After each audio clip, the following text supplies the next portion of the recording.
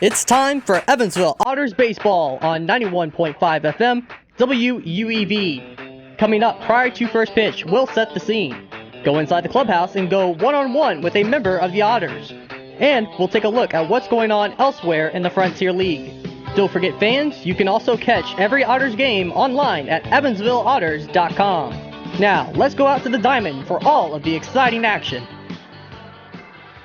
Greetings and welcome to historic Bosse Field in Evansville, Indiana, and thanks for joining us for an evening of Evansville Otters baseball. Jordan Fisher, Bill McKeon on the call. We'll also be joined by Jevin Redman. Later on in the ballgame, Paul Mattingly back at the WUEV station, and we are getting ready to go for a decisive Game 5 of the Frontier League Championship Series. Tonight, a winner will be crowned, and the 2016 Frontier League champion will be announced here right on this field at Bosse Field. The Evansville Otters and River City Rascals have had a couple sections of games, I'm going to go ahead and call it. The first two games, a pitcher's duel for both of the games, 2-1 and 1-0. The Otters winning Game 1 and dropping Game 2 after being one-hit shut out. We fast forward to Games 3 and 4, 13-7 in Game 3 for the Otters as they win that one. 20 combined runs, 30 combined hits. Game 4 last night, 7-5 in favor of River City, a 5-run first inning. Offense prevalent on the road, offense not so prevalent here at Bosse Field. And now I bring in Bill McKeon. And Bill, it's kind of been a tale of, well, I don't want to call it tale of two halves, but you look at it as two halves of the series. The first half, all about pitching and defense. The second half, all about offense. And now tonight, don't really know what to expect with the way this series is unfolded. Well, it's correct, and I was listening to you and Jevin and Zane when you were talking about River City that last weekend, and when one of you said, well, it's only $2.99 to right field, and we could put it over the fence. Well, $2.99 and $3.15 or $3.40 is the difference between that field and this field. And I could see where, this is a pitcher's ballpark. It always has been a pitcher's ballpark. And when you have a fence that's $2.99, well, anything can happen. All you have to do is, excuse me, you half a swing and the ball flies over 299 feet for a home run, just like you were calling when Allen hit his home run the first time up. You said, oh, I didn't think it was going over the wall. I didn't think it was. It was over the – if you've been to River City's field, there's about a 30-foot wall out in right field that stretches probably 40, 50 feet across the fence, and I couldn't tell if it actually went past the wall like next to it or if it went over the wall, but it didn't look like it was going to be a home run. Instead, Allen picked up his first home run. I thought it was going to be a good night for the Otters at that point because they took an early 1-0 lead on the road. And then Matt Wivenis, who had been absolutely stellar all postseason, he was stellar when he moved into the rotation. He finally had a bad start, and it kind of came at a bad didn't actually come at kind of a bad time. It came at a very inopportune time because of the fact that was a potential series-clinching game, and now that sets up a winner-take-all Game 5 where literally anything can happen. Well, Matt, as you say, and we know, he has an outstanding curveball and the slider and a good fastball and a good change. But it seems like last night he didn't have control over any one of those. Yeah. And that is what put him in the hole. Before he even got a chance to start, he had himself in a hole he couldn't dig himself out of. And, of course, when he hit that one ball player, I think that was when he had his moment of saying, hey, this is not my night. Well, and absolutely, because after that, Wivenis managed to stay in the game for a few more innings. He looks good the rest of the game, but it was that first inning that was the problem. Right, and that's when I know the coach went out to talk to him, but, in a situation that you had last night, the minute he got into trouble, Rodriguez should have been out there talking to him. And if the next batter was walked, which he did, you walked in the first run to tie the game. That's when Peterson should have got out there and said, "Hey, let's get our act together and calm down and look, we can do it," and so on and so forth. I've had more of those situations, and all you're doing is trying to comfort the ball player. Yeah. And I think something to note, too, out of that performance, despite the fact that the Otters lost Game 4 in a potential series clincher, I thought the bullpen was very effective as far as keeping the Otters in that ballgame because Evansville did string together runs. They scored one here, one there, one another, and it was 1-1-1-1, but they couldn't get a multi-run inning to really get back into the ballgame. And also, there was a couple of plays. Nick Baylog didn't have the greatest night at first base, both mental and physical errors. We had Rolando Gomez make a couple wide throws. It was an all-around tough effort for the Evansville Otters, but now you forget that. You move back here home. You've got a decisive Game 5. As Jevin said, and you'll hear from him in the pregame chat, it's all chips on the table. You're all in at this point. You got to do whatever you got to do. If that means Hunter Ackerman doesn't get a single out in tonight's ball game and you got to go to the bullpen, you got to do that. If you got to leave Hunter Ackerman in for all 9 innings to make sure that you don't want to blow it, you do that as well. You pinch hit when you have to. I mean, you make every move that you possibly think you need to make in order to try to get this win, because it comes down to this last final game. You know, I always did like you, and after you just gave that resume, I like you even more, because there's nothing. You can't play for anything tomorrow. Right, but you and I are thinking in the same way. If Ackerman walks the first, there should be someone warming up right away, or the first one gets a base hit. So you're right. But, you forgot one thing about last night, and that was Rodriguez. He let a few balls get by him. And yeah. Well, and a couple of those weren't entirely his fault. There was one that was a pass ball, and it should have been caught. But I'll give Rodriguez a little bit of benefit of the doubt, because Wivenis was all over the zone. I mean, He was high, he was low, he was inside, he was outside. It was just not Wivenis' night. And that's okay, because players are going to have off nights. It just comes at an inopportune time. Right. I thought Rodriguez played fairly well. He brought in a run on an RBI on a sacrifice fly. Right. He produced at the plate. He did his job when he could. And, I mean, yeah, he had the couple balls that got by him. But, again, it was kind of a joint effort. Maybe they were off on maybe they weren't on the same page of what pitch was going to be thrown. I don't know, because I wasn't in that conversation or that duo. Right. But now you advance now to tonight's game. And I think it's important, again, to forget about what happened last night. If you want to remember anything, it's the fact that the Otters kept themselves in the game after the first inning. Right. So they know they can play with these guys. They beat them twice already in this series. They probably feel like, hey, we should have won that game had we not given up those 5 runs. And now you send out Hunter Ackerman, who's been very good at home, but he's also been somewhat shaky throughout the year. But he's also had a very good resume against River City this year. In fact, both of his starts, he went better than 7 innings. Well, I don't know. I don't travel with the team, so I really don't know. In fact, I don't go down into their clubhouse. I've never been there, and I don't intend to go, because that's not my job. But the point is, I would wish that you would take John Schultz, who I think is the leader of this team, who's been here the longest, and I'd hope that he had gotten all the ball players together tonight and said, hey, whatever happened last night is history. It's in the history books. We're not going to replay it anymore. You made an error. You made a mistake. That's history. Let's go out tonight, show what we can. We're champs. Let's show the folks in Otterville that we are going to bring the Frontier League Championship to these loyal fans. And that's what I think Schultz should have done, and Sweeney along with it. And Andy and all the coaches out, because you don't need them. This is a ball player's game, and it's up to them to win it. Well, and I think you're onto something right there. Those core guys that have been here, the Schultzes, the Sweeneys, the Baylogs, the Allens, everyone that's been here for multiple years, they had a taste of this a little bit in 2014 when they got eliminated in the wild card. Now they come back here after everything that happened last year. Now they're here. They're one game away from etching their name in Evansville Otters history, because the Otters have won one game, or one championship, I should say, in 2006. They're 1-4 all time in the FLCS, and this is just the second time that the Otters have had a Game 5 here at Bosse Field, and we'll see how it plays out. This is the 4th Game 5 overall in the Frontier League's history. Talking to Steve Tassler, there were no Game 5s prior to 2000, and 2005, 2007, 2009 were the last 3, and now we have our 4th Game 5 here tonight between two somewhat rivals of River City and Evansville, only about a 3-hour drive apart. So River City heading over today. I'm sure their fans will be out in full force. I'm sure we'll hear some of those cowbells that we heard last night at the ballpark. And hopefully, Otters fans here tonight will be able to quiet those cowbells. The players will try to quiet them, and it should be an electric atmosphere here tonight at the ballpark. Caught up with Jevin Redman, who you also hear from later on in the broadcast. We kind of discussed last night's ballgame, this series as a whole, and going into tonight's ballgame. So we'll step away from that pregame chat, and right after that we'll come back with starting lineups, as well as first pitch for Game 5 of the Frontier League Championship Series on 91.5 WUEV. Welcome back to the pregame show, 91.5 WUEV. Jordan Fisher and Jevin Redman here on the home for Evansville Otters baseball ahead of Game 5 of the Frontier League Championship Series. The Rascals and Otters playing in a winner-take-all game here tonight at Bosse Field, 6:35 start time. And Jevin, we were talking a little bit about off-air. Two teams matched up. The Otters had a chance to clinch Game 4 last night. River City unable to get the job done, losing 7-5, really behind a 5-run first inning for River City.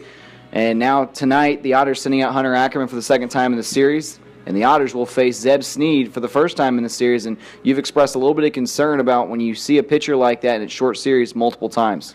Well, first of all, back to Game 4, certainly Evansville missed their opportunity in that first inning, giving up those 5 runs. It was an ugly inning. A couple mental mistakes, a lot of walks, wild pitches, missing the cutoff man. Just really everything kind of spiraled downward in that first inning. That was your ball game there. Otters did a nice job fighting back, giving themselves a chance, but really that 5-run first did them in.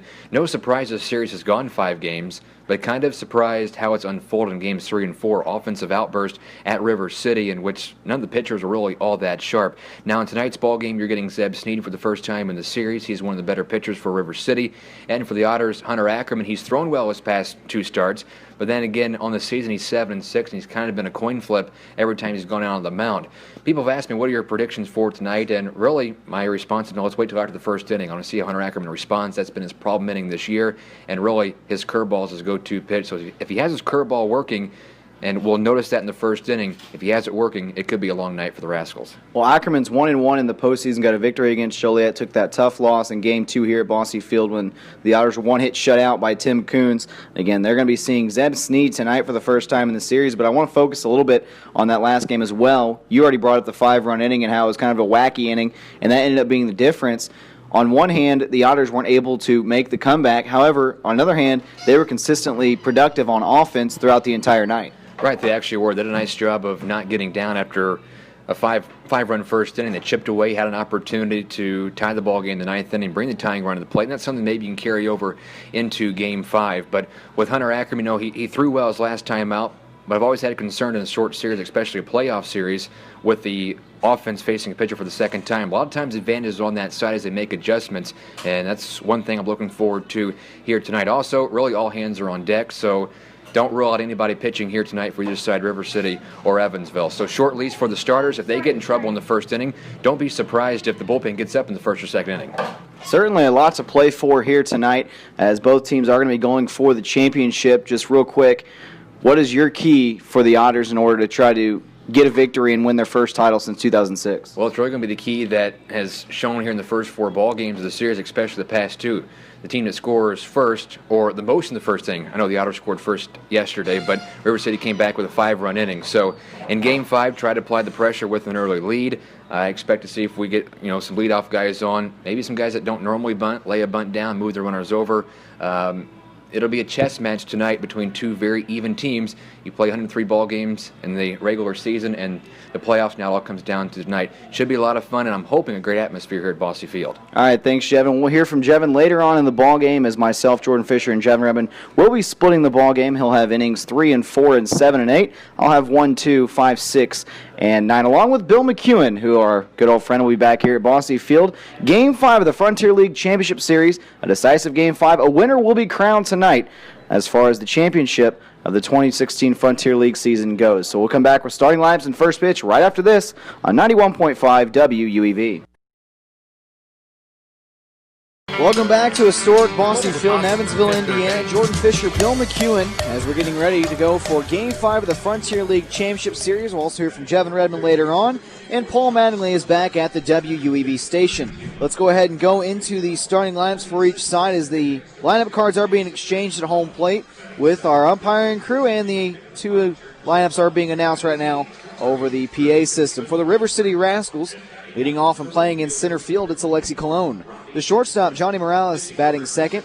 Josh Ludy, the catcher tonight, as he'll bat third. He's batting .400 in the postseason. And right behind him, batting .355 in the postseason, Josh Silver, as he's cleaning up and playing third base. Kyle Goodell, the left fielder, bats fifth. Jason Murgiano will bat sixth and play second base. Mike Giorgello, the former Otter, batting .333 in the postseason. He'll DH and bat seventh. Clint Freeman, the first baseman, second on the team in the postseason, .385 average.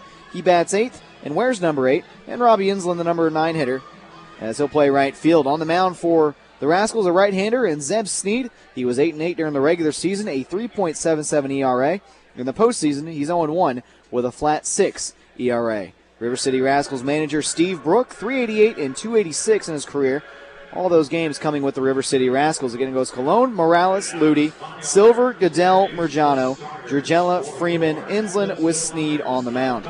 For the Evansville Otters, leading things off is Rolando Gomez. He'll play third base. Batting second and playing second base, the MVP, Josh Allen. John Schultz, the left fielder, bats third. Chris Breen will clean up as he bats fourth and plays in right field. He's batting .438 in the postseason. Jeff Gardner, the DH, bats fifth. Nick Baylong batting .333. He plays first base and he'll bat sixth. Chris Sweeney, center fielder, batting seventh.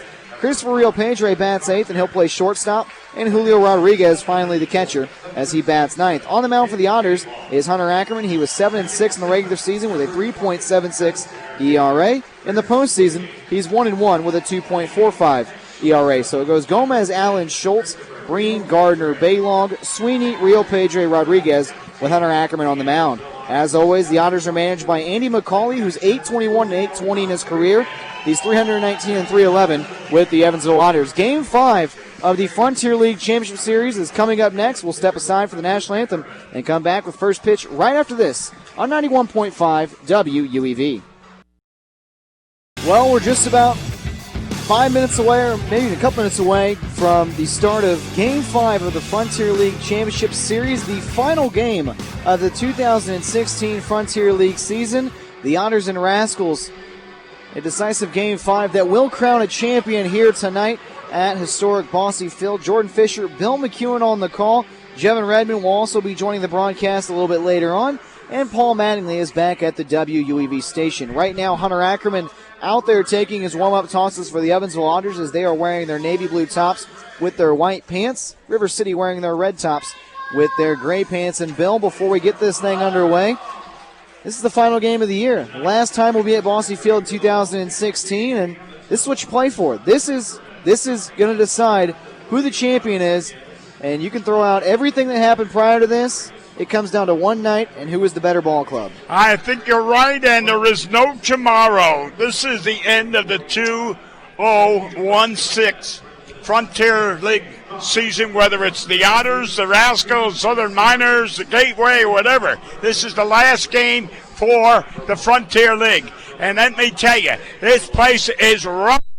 I looked outside. They are still in line trying to get into this stadium. Ladies and gentlemen out there in Otterville, this is going to be one of the biggest games the Otters have played, and the attendance is great. Hunter Ackerman winding and firing a first pitch fastball inside to Alexi Colon. And Colon starts up in the count 1-0, and Bill has already touched on it. Crowd still filing in one of the bigger games in Evansville Otters franchise history. The 1-0 ground ball right side is fouled. And it's even at a ball and a strike. As you had mentioned, people still in line, still waiting to get in the door. Many fans already in their seats, and they were anxiously awaiting the first pitch. We're now a couple pitches in. An absolutely gorgeous night here at the ballpark. It says temperatures are 83 degrees. I don't believe it because it does not feel like that as the 1-1 misses high. The sun has gone down, and this is just an absolute perfect evening for baseball. Oh, it is. It is just perfect. Everything is perfect about tonight, and it will be really perfect when the Otters win. 2-1 popped up, shallow right center field. Josh Allen drifts back, and he will put it away for the first out as the Bosse Field faithful here for the Otters give Allen a round of applause, and that's one away in the inning. Let's set the defense for the River City Rascals, or for the Evansville Otters, to say quickly. John Schultz is in left field, Chris Sweeney in center field, and Chris Breen is out in right. Rolando Gomez, the third baseman, Christopher Rio Pedro, the shortstop. Josh Allen, as always, at second base. Nick Baylog over at first. And Julio Rodriguez is catching this ball game from Hunter Ackerman. So one out quickly, and a first pitch fastball to Johnny Morales, and it's a called strike. It's 0-1. Ackerman has faced River City twice this season. In the regular season, August 16th, he went all 7 innings.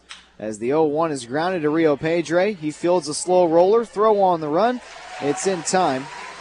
And that's quickly 2 outs here to begin the ball game. But as I was saying, August 16th, he pitched one of the 2 games in a doubleheader. 7 innings, 4 hits, allowed 2 earned runs, picked up the victory in that one. His only playoff start against River City coming in Game 2 here at Bosse Field last Wednesday. It was a loss, a tough luck loss. 7 innings, he allowed 7 hits, gave up just 1 run, but that was the same night the Otters, well, they got 1 hit in that entire ball game. I don't know if you noticed on that ground ball that was hit to Rio.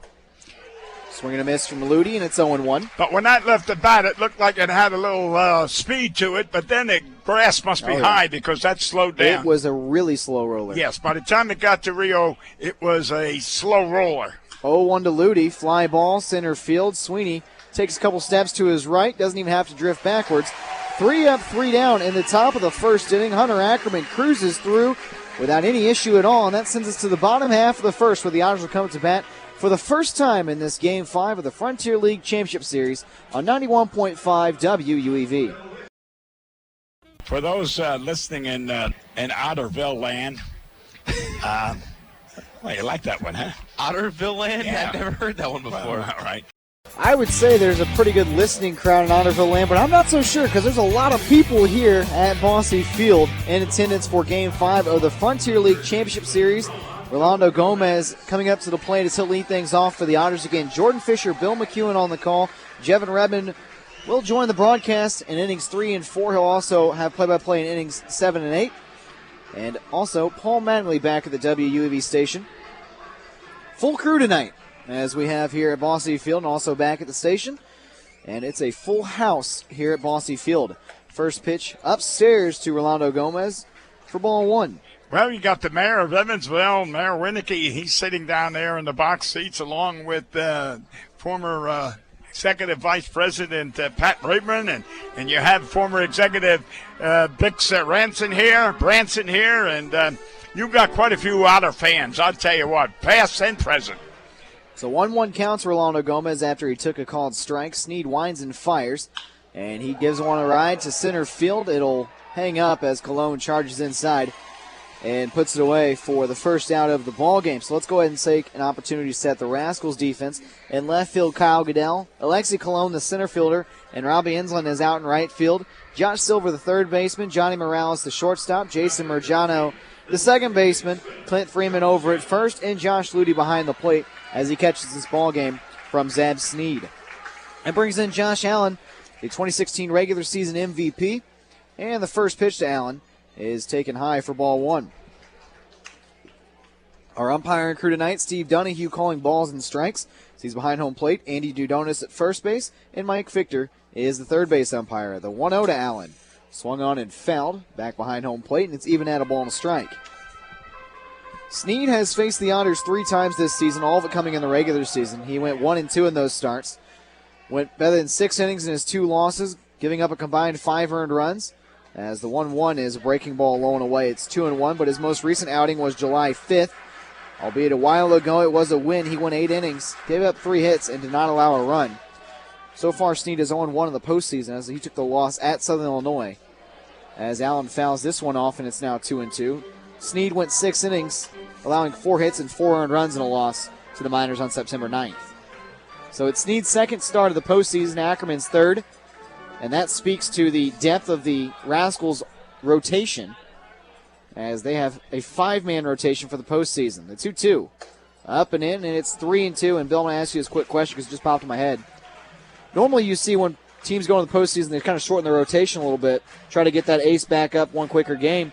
Here, I think that's a luxury, too, to have everybody know what game they're going to pitch. 3-2, grounded right side, diving stop by Freeman.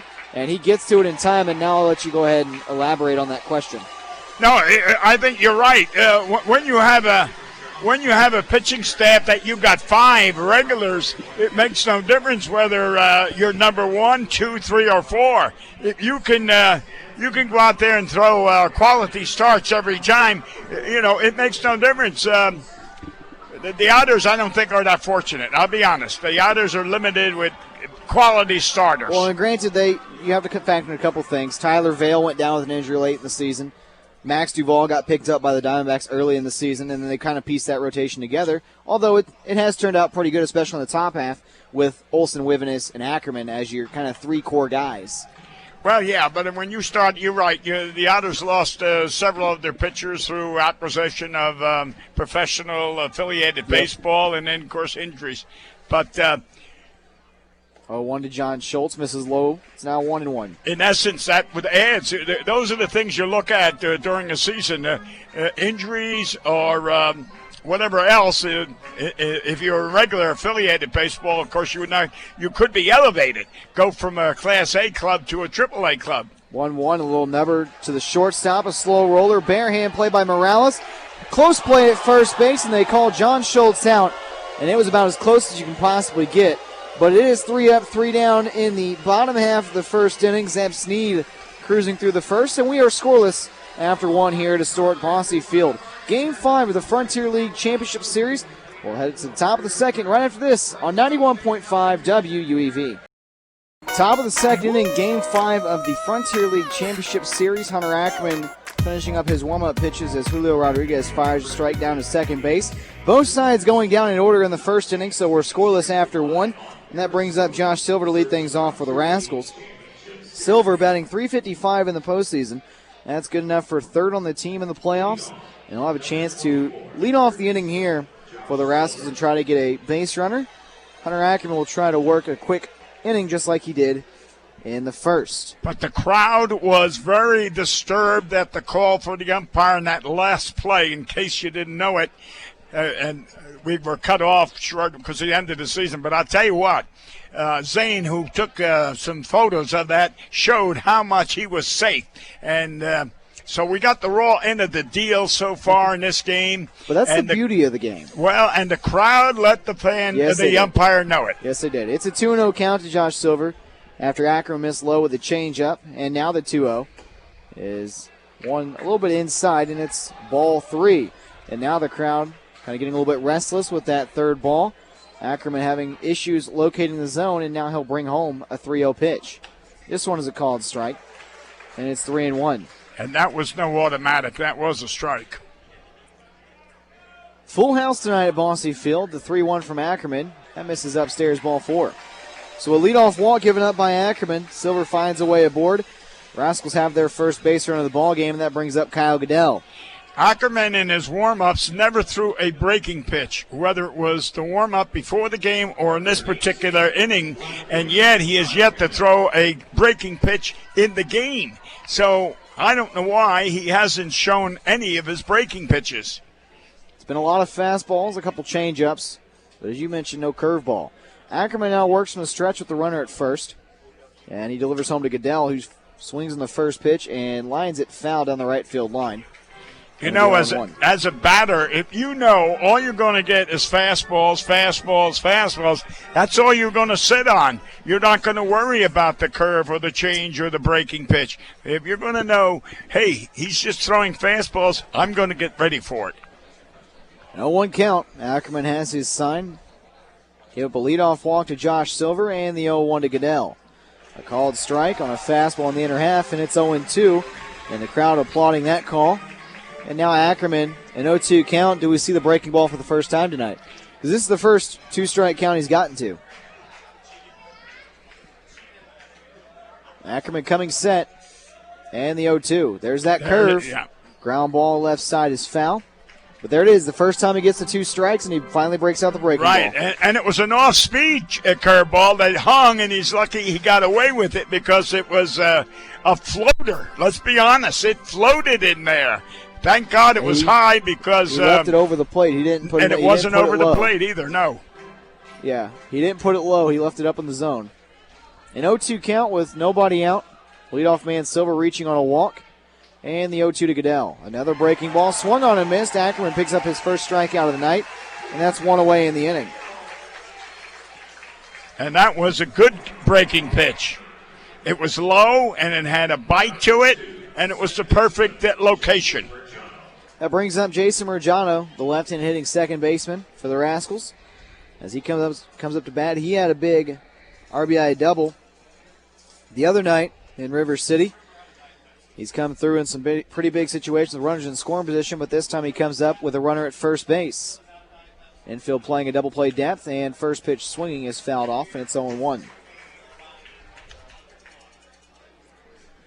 Murgiano batting just .172 in the postseason. He has 5 hits, that one double as I mentioned. And I'm reading this right. He also has 2 home runs, so 3 of his 5 hits in the entire postseason have been extra base hits. We had a lot of signs over there on third base coach, and it looks like The 0-1 soft liner, right back to Ackerman. He gloves it, and he will just toss it to Nick Baylong, double up the runner at first base. A double play ends the top of the second inning. Hunter Ackerman working 3 up, 3 down once again. We head to the bottom half where the Otters will come up to bat for the second time tonight. 4, 5, 6 hitters due up in Game 5 of the Frontier League Championship Series on 91.5 WUEV. Back at Bosse Field, Evansville, Indiana, Jordan Fisher, Bill McKeon on the call. Jevin Redman will join the broadcast in the third inning. Paul Mattingly back at the WUEV station, and we are scoreless as we head to the bottom half of the second. Hunter Ackerman, despite giving up a leadoff walk, gets a soft line-out double play. That's what I'm going to call it. And that ended the top of the second inning. That brings up the Otters for the second time tonight, and they'll look for their first base runner. And Chris Breen will lead things off, and Breen has been red hot in this postseason, batting over 400 at the plate. In fact, he's batting 438. First pitch to Breen is a called strike on the outer half, and it's 0-1. Breen does not swing at the first pitch, and it's always a fairly good strike. But I'm not going to criticize. He hits the ball well. Fouls this one off back to the screen. It's quickly 0-2. And listening to you last night when you got a single, I said, well, I bet it's between short and third. That's where he hits everything. Yeah. Well, and Breen has had a great postseason in the fact that he's also come through with 2 very crucial grand slams and 2 very crucial games for the postseason. As the 0-2 misses outside, it's 1-2. He got one against Joliet in that series clincher that capped off that 8-run inning. Ended up being enough cushion for the Otters to win that game. Well, the other night is grand slam. The other night did the exact same thing. Too. The 1-2. Soft liner right side, and that will fall foul. That's why you never want to sit on your laurels and say, "Oh, what do we have? 6 runs in that inning?" and say, "Oh, yeah, or 5 runs." Yeah, it was one of the 5. It was the second inning of Game 3 when they scored 5 runs. So they already had 5 runs in the first inning, right? And then you get the 4 more to get 9, and then you get the 10th. But that ended up being enough. Yeah, because you 1-2 chopper to the left side, fielded by Silver at third base. Throw to first is in time as Breen is retired, 1 away.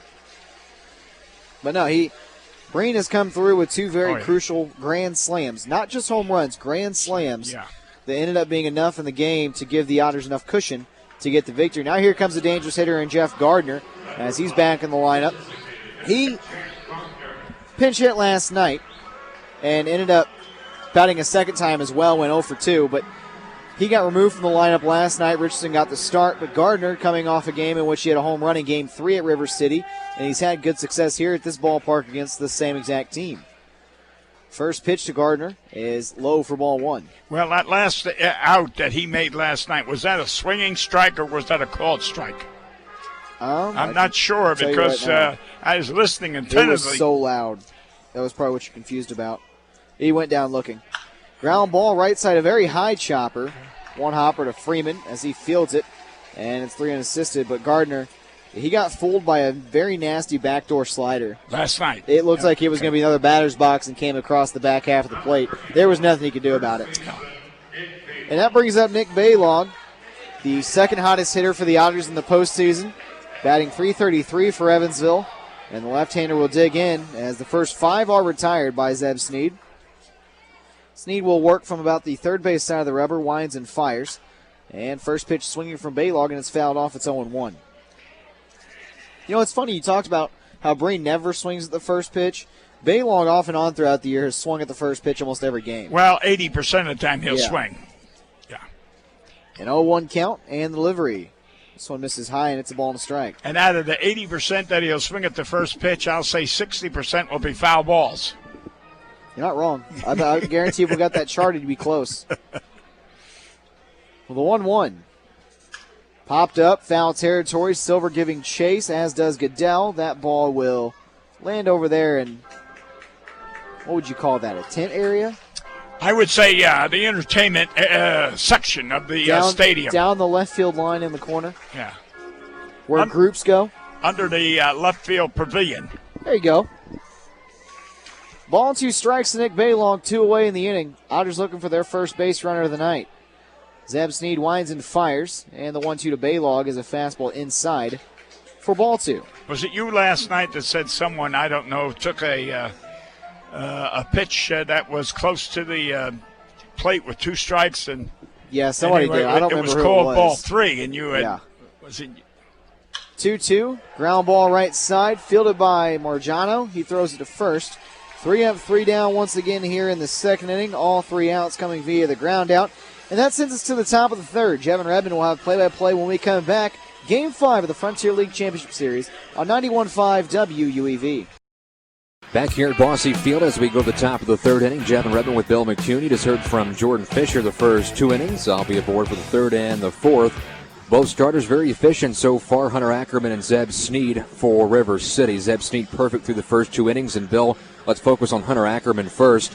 My prediction was if his curveball's working, he'll be efficient tonight. But really through the first 2 innings, he hasn't used it a whole lot. No, he threw it twice in last inning. One was the hanger, which he got away with, and then he struck the batter out with the next. Now, in his warm-ups, he just threw 1. So that's a total of 3 curveballs he's thrown in warm-ups and in the game. He delivers a fastball up and inside to Mike Gergello, the DH, leading off the top of the third for River City. Gergello batting .333 here in the postseason. 4 runs batted in, and the 1-0 pitch of the right-hander is a high strike call, belt high outside corner. And the count's even 1-1. And yet, the curveball is one of his most effective pitches. Gergello, Freeman, and Insel in the bottom 3 for the Rascals in the third. We're scoreless, and the 1-1 is a ground ball to short. Rio Pedre ranging to his left, gobbles and throws low, but retires Mike Gergello by a couple of steps. 1 down here in the River City third. 6-3 on the putout. And I'll tell you what, I did like that young man last year, and you see how he hustled down that line. He does not jog, even though it's a short out. He runs his heart out, and that's the way you're supposed to play the game. 1 out brings in Clint Freeman, the first baseman. He's batting in the A slot, but he has been swinging the bat well for the Rascals. A .385 postseason average. And their first 8 ball games. Ackerman winds and he fires. Fastball, ground ball, softly hit. Allen ranges to his left, gloves, and throws out Freeman by a step and a half, 2 away. And Bill, we talked about that before we left for River City. How that infield just gobbles up that baseball. I thought off the bat that was going to be a base hit. I know you did. When you ended up describing it as a soft grounder, but that was a shot. But as we mentioned when Jordan was on, it seems the grass is high, and it slows the ball down. That was a hard-hit ball, but by the time Allen got it, it's a soft ground ball. And it was so slowly hit, the runner almost beat it out. Exactly. That's the way the grass gobbled it up. Well, that's what I was going to say. If you hit a ground ball, you better run your heart out because you can beat it out. And I wanted to make that comment about Gergello, who I call Jello. The fact is, he beat out a base hit last night only because he hustled. Fly ball center field, Robbie Enslin off of his bat. Sweeney makes the catch for out number 3. So blink of the eye. The Rascals are down in order in their half the third. Otters bat or scoreless on your home for Evansville Baseball, 91.5 WUEV. This game zips along into the bottom of the third inning here on 91.5 WUEV. Rascals and Otters, Game 5 of the Frontier League Championship Series. Winner take all. Final game of the Frontier League season. And it'll be the latter 3 for Evansville. Sweeney, Rio Pedre, and Rodriguez still looking for their first base runner.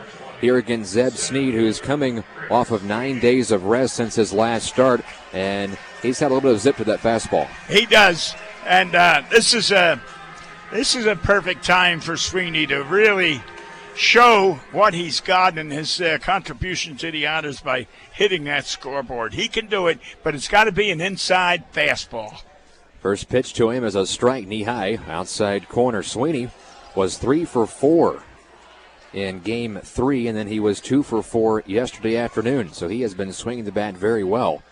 And the 0-1 pitch from Sneed is a foul ball right side, 0-2.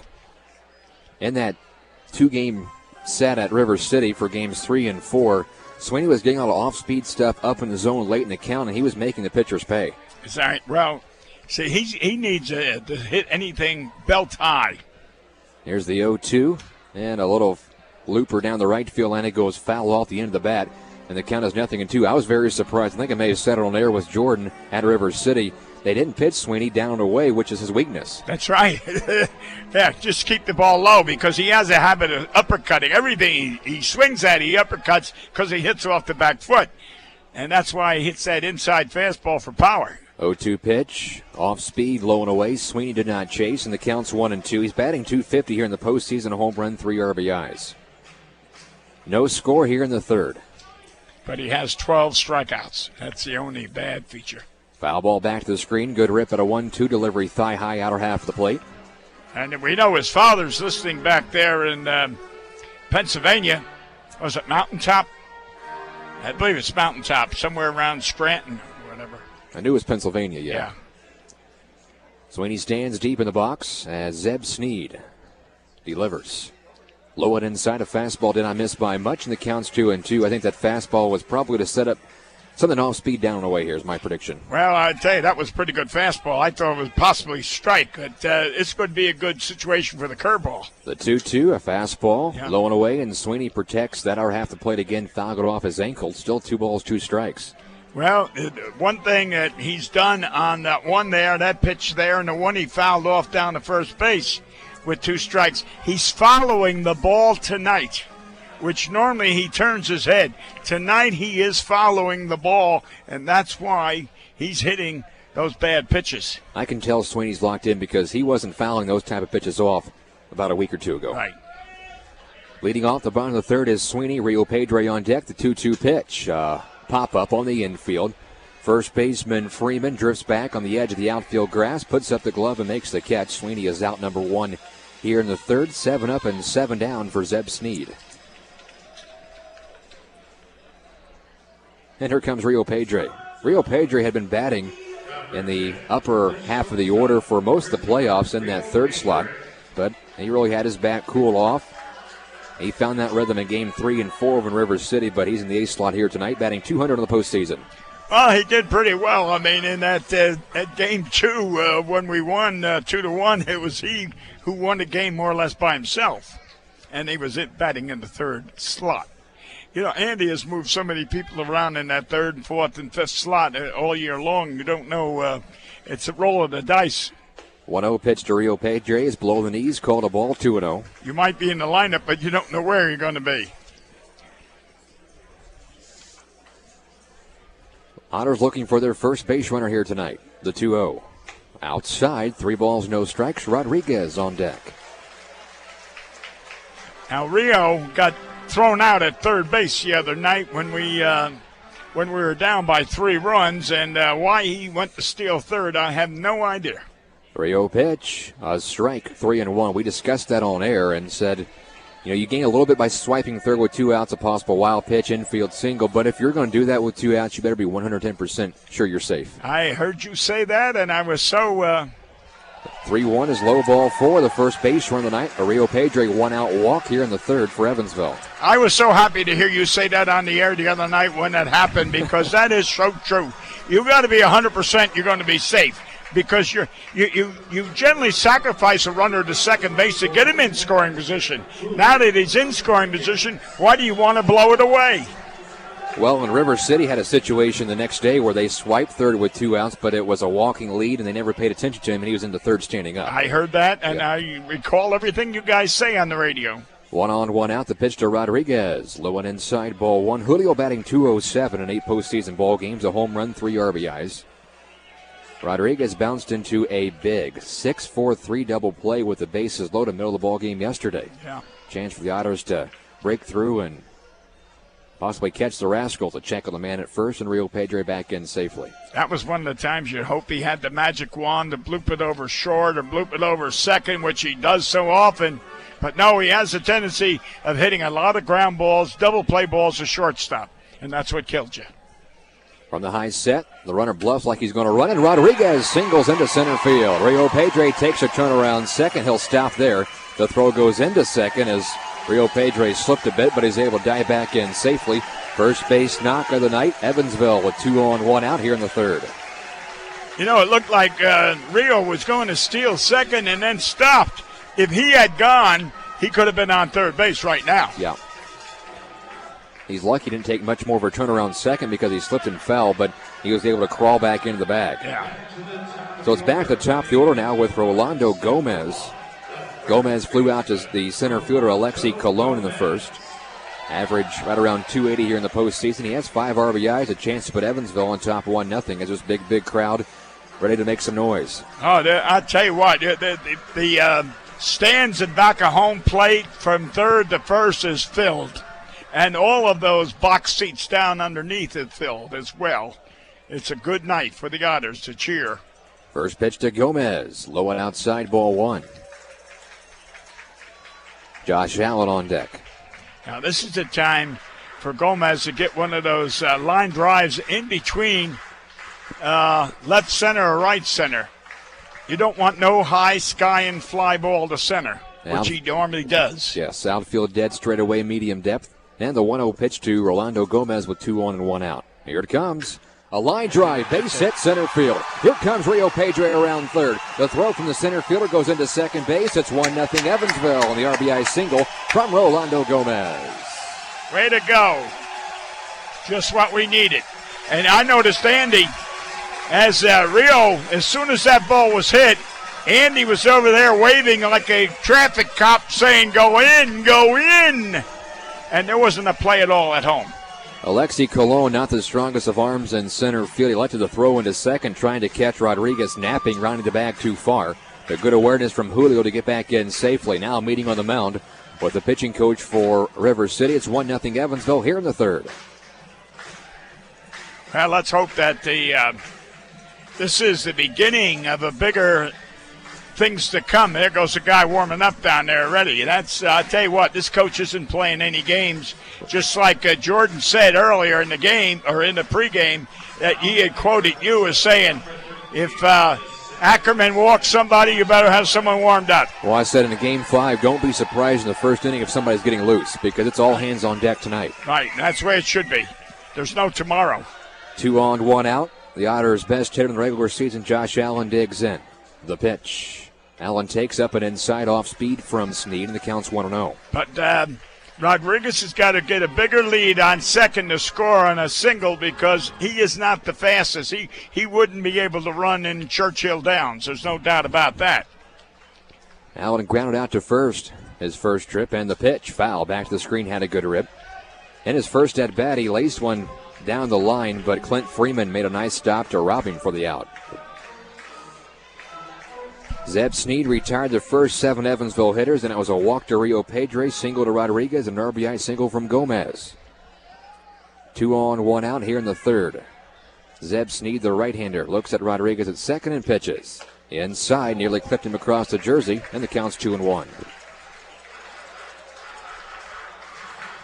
John Schultz on deck. Allen, a tough man to double up on a ground ball, has to be hard hit right at the infielder, but with this infield grass, nothing is going to be hard hit tonight. That's right. It's going to be hard to double up anybody, even Rodriguez. The 2-1 is swing and a miss. Good delivery from Snead. A fastball out of half the plate, and Allen was tardy, 2-2. You know, that is, I hate to say it, you know, I love Josh, but that is one of the biggest problems Josh has, is chasing that high fastball, and especially if it's outside. Left fielder Goodell plays shallow. Medium depth in center and right. Here's a 2-2 pitch. Rodriguez dancing off the bag. The pitch is a fly ball down the right field line. Over is Freeman in foul territory, and he runs out of room as the ball slams in the first row of the seats here at Bosse Field. I tell you what, Rodriguez is playing with fire out there. When he, if that pitcher had stepped off that mound, you would have had 2 outs, because he was dead. Why he is. All right, you take a lead, but you don't run. Good thing Snead turned his head toward home plate the last second. Still 2-2 on Allen. He has 4 RBIs here in the postseason. 1-0 Evansville in the third. Snead's 2-2 pitch. Swing and a miss. Struck him out on the high hard one. Right up around the letters on the outer half of the plate. And that's a big strikeout for Zeb Snead, his first of the night. 2 away. Here comes John Schultz. Schultz's first trip to the plate hit a weak ground ball to shortstop Morales off the end of the bat. Morales barehanded, a bang-bang play at first, went in favor of River City. And that was a bad call, and the fans let the umpire know it too. Evansville would certainly like to get more than 1 run here in the third. They're on top 1-0 with 2 hits in the inning. Here's the pitch to Schultz. The breaking ball didn't break, high and away, 1-0. As you mentioned, a right-hander down the River City bullpen starting to warm up. And that flag is hanging, so there's no wind to help anybody tonight. 1-0 pitch to John Schultz.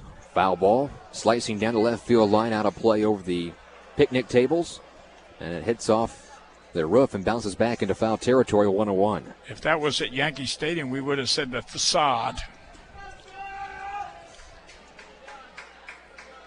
But I like it when Schultz hits those balls like that to left center or left field, and they're out of play. But that's when he is in his hitting groove. 1-1 pitch, Schultz. A strike called inside corner, thigh high. He looks back at the home plate umpire in Steve Donahue, but it was called a strike, 1-2. That was a good strike. Yeah. There's no doubt about it. John got fooled, but that was a strike. It was just it happened to be inside, and he was looking for an outside pitch. So now Schultz in the hole, 1-2, trying to drive home Rodriguez, who doesn't have great speed out at second base. You know, you look at how close John is to that plate. And then you look at Sweeney and you see how far away he is. So there's a big difference between how Schultz hits the left field all the time because he's covering the plate. 1-2 pitch, John Schultz. A foul ball down the left field line. Does Silver have a play? Racing over near the stands, he slides and it goes out of play, foul. John Schultz still alive. He's spoiling some good pitches off toward that left field area. We'll see if he can bloop one into left field for an RBI hit.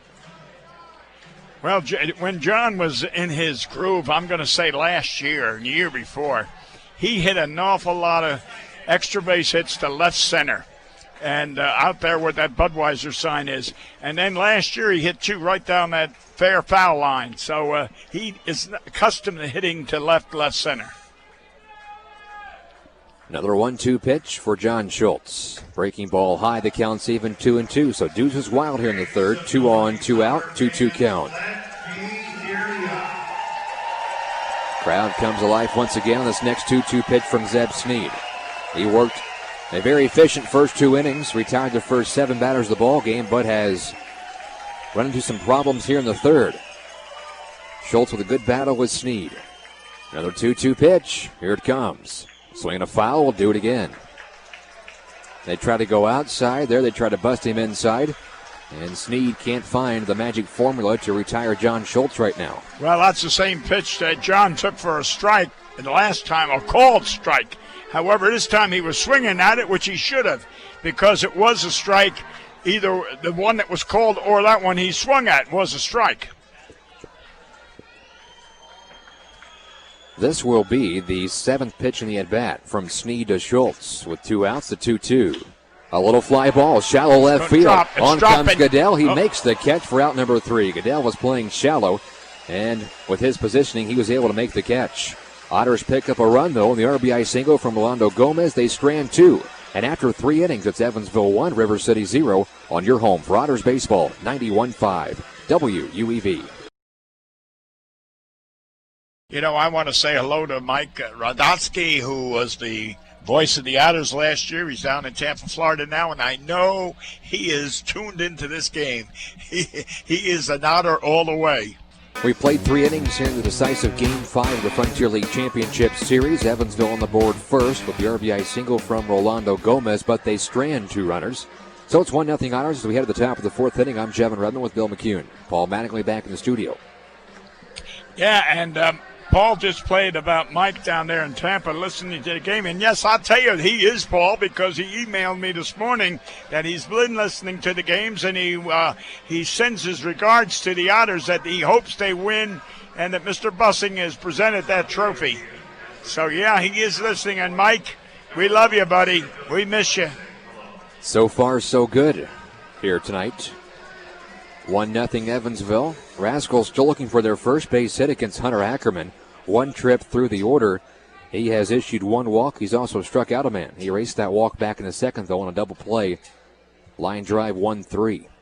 The pitch to Colon leading off the 4th. He takes a fastball high and outside, 1-0. Colon hit a massive pop-up to the second baseman, Josh Allen. Shallow right center field, his first trip to the plate. He's really struggled in the postseason, has Colon. And the 1-0 on the corner, Sterak 1. Colon batting just .225, and after hitting 17 regular season home runs, in search of his first here in the postseason and his first RBI. Outside 2-1. Well, let's hope that he hits his next home run in the Gulf Coast League or something. Morales to follow. And the 2-1 pitch, Colon. A strike on the corner, 2-2. He can wait till his next ball game to hit his home run. Right, yeah, not tonight. And I understand that John Schultz is going to go down under again. Along with Josh Allen, I believe. Oh, Allen? The 2-2, a swing and a miss, and there is one away. I saw a tweet from one of the news members before the game. I didn't know this. Had a pregame interview, I guess, with Josh Allen. Said both him and Schultz are heading down under to Australia, yeah. Oh, well, the last man to win a championship here was Jeltz. Greg Jeltz was the manager in 2006, and that's where he lives, and he manages down there, and that might be the one who was responsible for getting those guys. Morales laces one foul to the left field line. The count is 0-1. Cologne leads off the fourth inning with a strikeout. That's the second for Ackerman here tonight. Morales grounded out to Rio Pedre at short back in the first inning. Ackerman takes some time, walks behind the mound as he got a new baseball, rubs it up. Now he's ready to work again. He stands on the right side of the mound. And the 0-1 pitch to Johnny Morales, their shortstop. Inside and high, ball one. Once again, it's Schultz in left, Sweeney in center, Breen in right. Gomez, Rio Pedre, Allen, and Baylog on the infield. Rodriguez behind home plate. The same defensive lineup we've seen for all 5 games here in the championship series. 1-1 pitch from Ackerman. Breaking ball high and outside. That curveball got away, 2-1. Yeah, you see now that's the fourth curveball he's thrown all night. And 2 out of the 4 have been high and, let's put it this way, dangerous. They have no break and they're hanging. They are dangerous. The 2-1 pitch to Morales. Ground ball right to short. Rio Pedre stays down, up and over, and OUT. 2 up, 2 down here in the fourth for Hunter Ackerman. He's been getting a lot of ground ball outs here tonight. Well, that's the Otters. Go ahead. That's his 5th ground ball out tonight. Go ahead. No, I was going to say the Otters, 1, 2, 3, 4, 5. 5 of the Otter outs have all been ground balls. Yeah. So 2 outs. The batter now is a catcher, Josh Ludy, who's hitting just under 400 here in the postseason. He flew out to center his first trip to the plate, and that was back in the first. Ackerman winds and he fires. Fastball, check swing, steer. Rec one in the corner. Ludy's a dangerous man. Big right-hander. Calls timeout as he digs back in. Looking for a 1-2-3 fourth, and timeout is called. Right as Ackerman started going to his motion. I don't like that. I've complained about that for years. Once you're in that batter's box and that pitcher's in his delivery, you can't call timeout. The 0-1, a tapper foul goes to the on-deck circle of the Rascals, and the count's 0-2. You know, all you need is a pitcher to throw his arm out or stop while he was taking his stride and break an ankle or something, all because some batter's not ready. 0-2 pitch. He elevates a fastball, does not get Ludy to chase. 1-2. Have you noticed the way? And I don't like what he does, and that's Julio. When he wants a high pitch, he actually standing up behind home. The 1-2 ground ball to third. Gomez has it. Casually fields, throws high, but in plenty of time to retire Josh Ludy. So Ackerman works a 1-2-3 fourth inning. We're off the bottom of the fourth here in Game 5 of the Frontier League Championship Series. 1-0 Evansville on your home for Otters Baseball, 91.5 WUEV. Well, Hunter Ackerman has put up 4 straight zeros to start play tonight. He's also yet to give up a hit. And when the Otters bat here in the inning, it'll be Breen, Gardner, and Baylog. The 4, 5, and 6 hitters here against Zeb Sneed. Retired the first 7 Evansville hitters to begin the night, but then ran into some trouble after a 1-out walk to Rio Pedre, a single to Rodriguez. And then it was an RBI single from Gomez. However, the Otters stranded first and second with 1 out. Yeah, they've got to bunch those hits, and not when men are, they call it ducks are on the pond. You can't be letting that Hunter shoot you down. So Chris Breen will start the party here in the fourth inning. 0 for 1 tonight came into play in the first 8 postseason games, hitting .438. 2 home runs, 9 RBIs, had a grand slam in Game 3 of the series, and takes high and outside, ball 1. Breen grounded out to third his first time up, leading off the second, and he gets lead off the fourth. 1-0 pitch. Right there for a strike. Good fastball from Sneed, 1-1. Zeb Sneed, 6'5", 200-pounder right-hander from Twin Falls, Idaho. He rocks and he fires. Breen checks his swing on a breaking ball, low and outside, 2-1. He wanted off. Oh, yeah, he had the gun loaded. Jeff Gardner on deck, who has been in a hitting woe of late. Ground ball foul past the back at third, and the count's 2-2. And then Baylog will round out the three hitters due up here in the Evansville fourth. Jordan Fisher will be back for the fifth inning of action. Right now it's myself, Jevin, Redman, Bill McKeon, and Paul Mattingly in the studio. Gorgeous night for baseball. First pitch, 81 degrees. We're in the upper 70s now. And a big, big crowd here at Bosse Field. The Rascals have also brought a nice cheering section with their cowbells and thundersticks. This is one of the best crowds we've had all year. The 2-2 high and outside. The count's full now on 3-2. And they're a noisy crowd.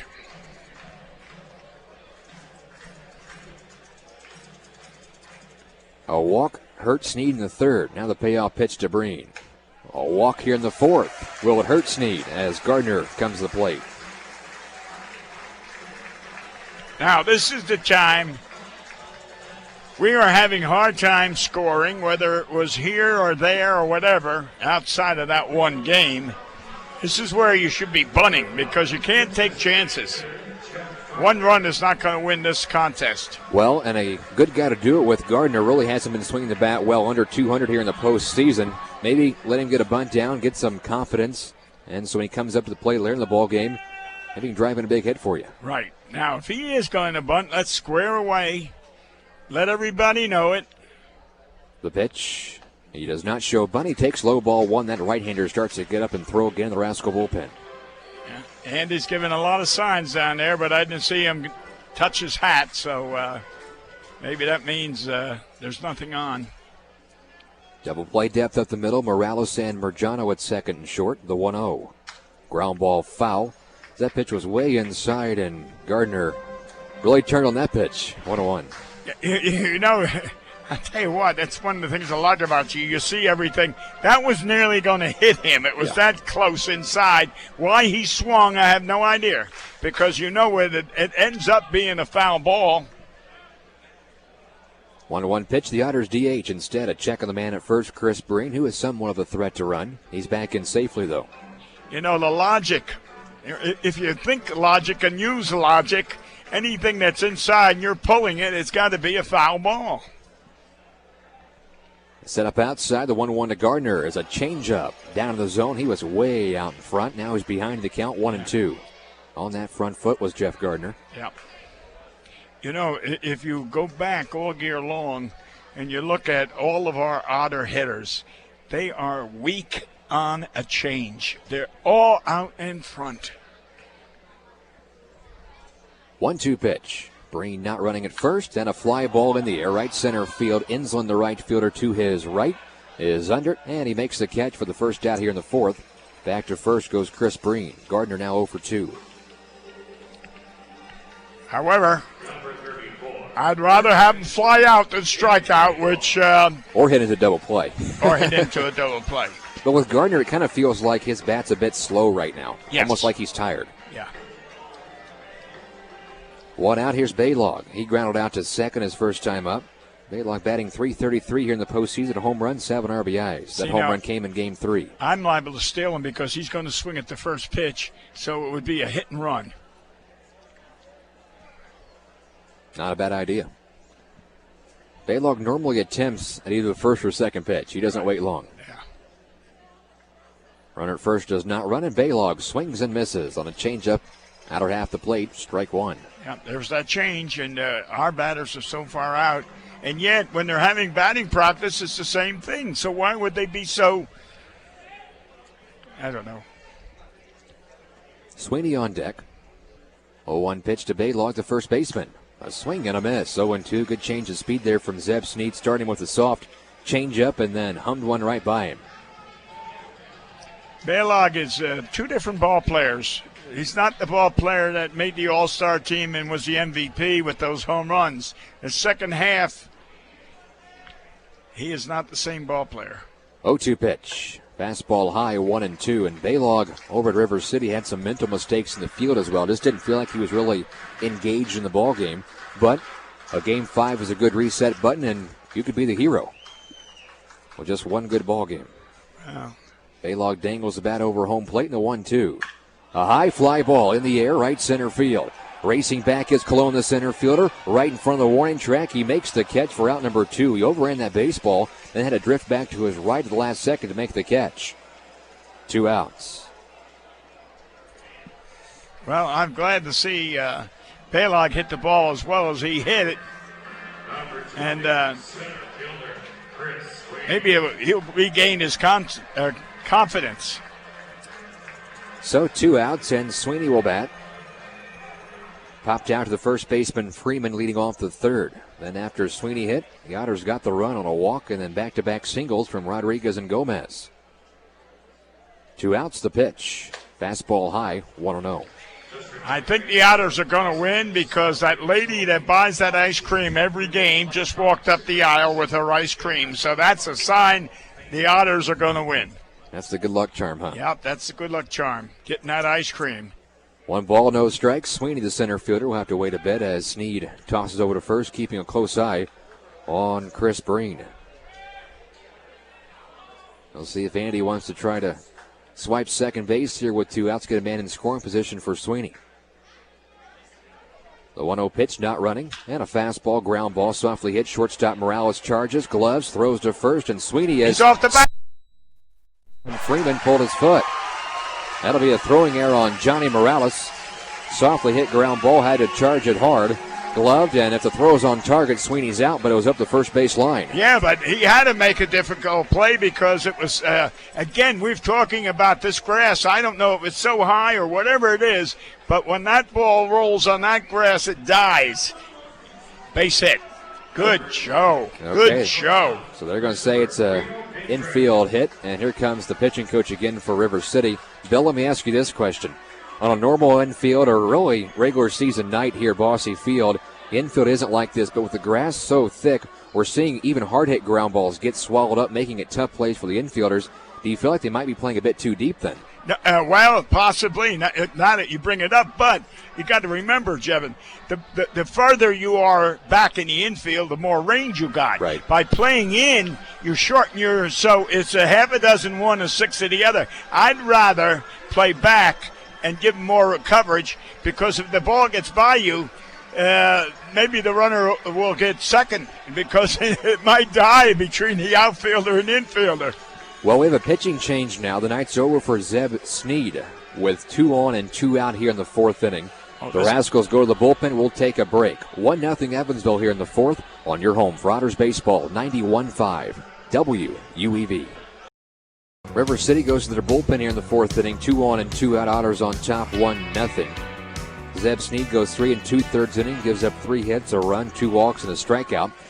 And they bring on a right-hander, number 17, Nick Kennedy. Kennedy, 6'2", 170 pounds, from Pasadena, California, pitched at the University of Kentucky. Here in the postseason, he's appeared in 4 games, only thrown 2 innings, though. And in the regular season, he was 2-5 out of the pen with a 2.90 ERA. He comes into situation here, first and second, 2 outs. The batter is Rio Pedre. He tries to keep it a 1-run game. So Zeb Sneed, who was working on 9 days rest, they opted to go to the bullpen, and as I said earlier, it's all hands on deck. So that'll be matchups that they like the rest of the way out. And they like this matchup here with Kennedy and Rio Pedre. The pitch.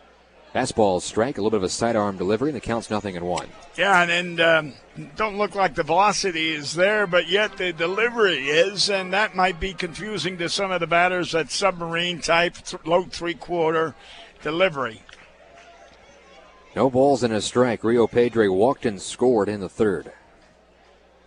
The 1 strike offering. Outside and low, a fastball got away from Kennedy, and the count's even 1-1. Yeah, now that type of delivery this gentleman has only can throw a slider. You cannot throw a curve from the delivery he's got. So all you're looking for is fastballs, sliders. The runner out at second base is Breen. Sweeney at first, so good speed on the base pass for the Otters. The 1-1 from Kennedy. Ground ball hit to second. and that's Mergiano. He stays down on it and steps on second base for out number 3. Otters strand 2 more runners. They've left 4, and we're through 4. Here in Game 5 of the Frontier League Championship Series, the score, Evansville 1, River City 0. Jordan Fisher will have the 5th for you on 91.5 WUEV. Back in the 5th inning, historic Bosse Field. Hunter Ackerman warming up, and Bill, he's getting ready to go for his 5th inning of work. Jordan Fisher, Bill McKeon.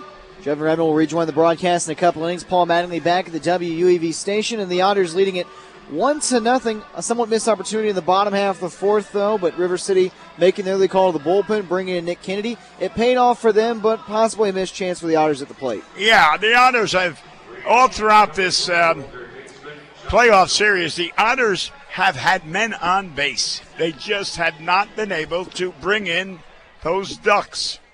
Well, they were somewhat fortunate, too, because of the slow roller on the infield where the grass might be a little bit taller than usual, slowing down the baseball. Chris Sweeney was able to beat out an infield single and extend the inning. And now for the top of the 5th, Josh Silver taking a first pitch fastball for a called strike, and it's 0-1. Silver tonight drew a walk in his first at-bat. He is the only Rascals player to reach base in this ball game.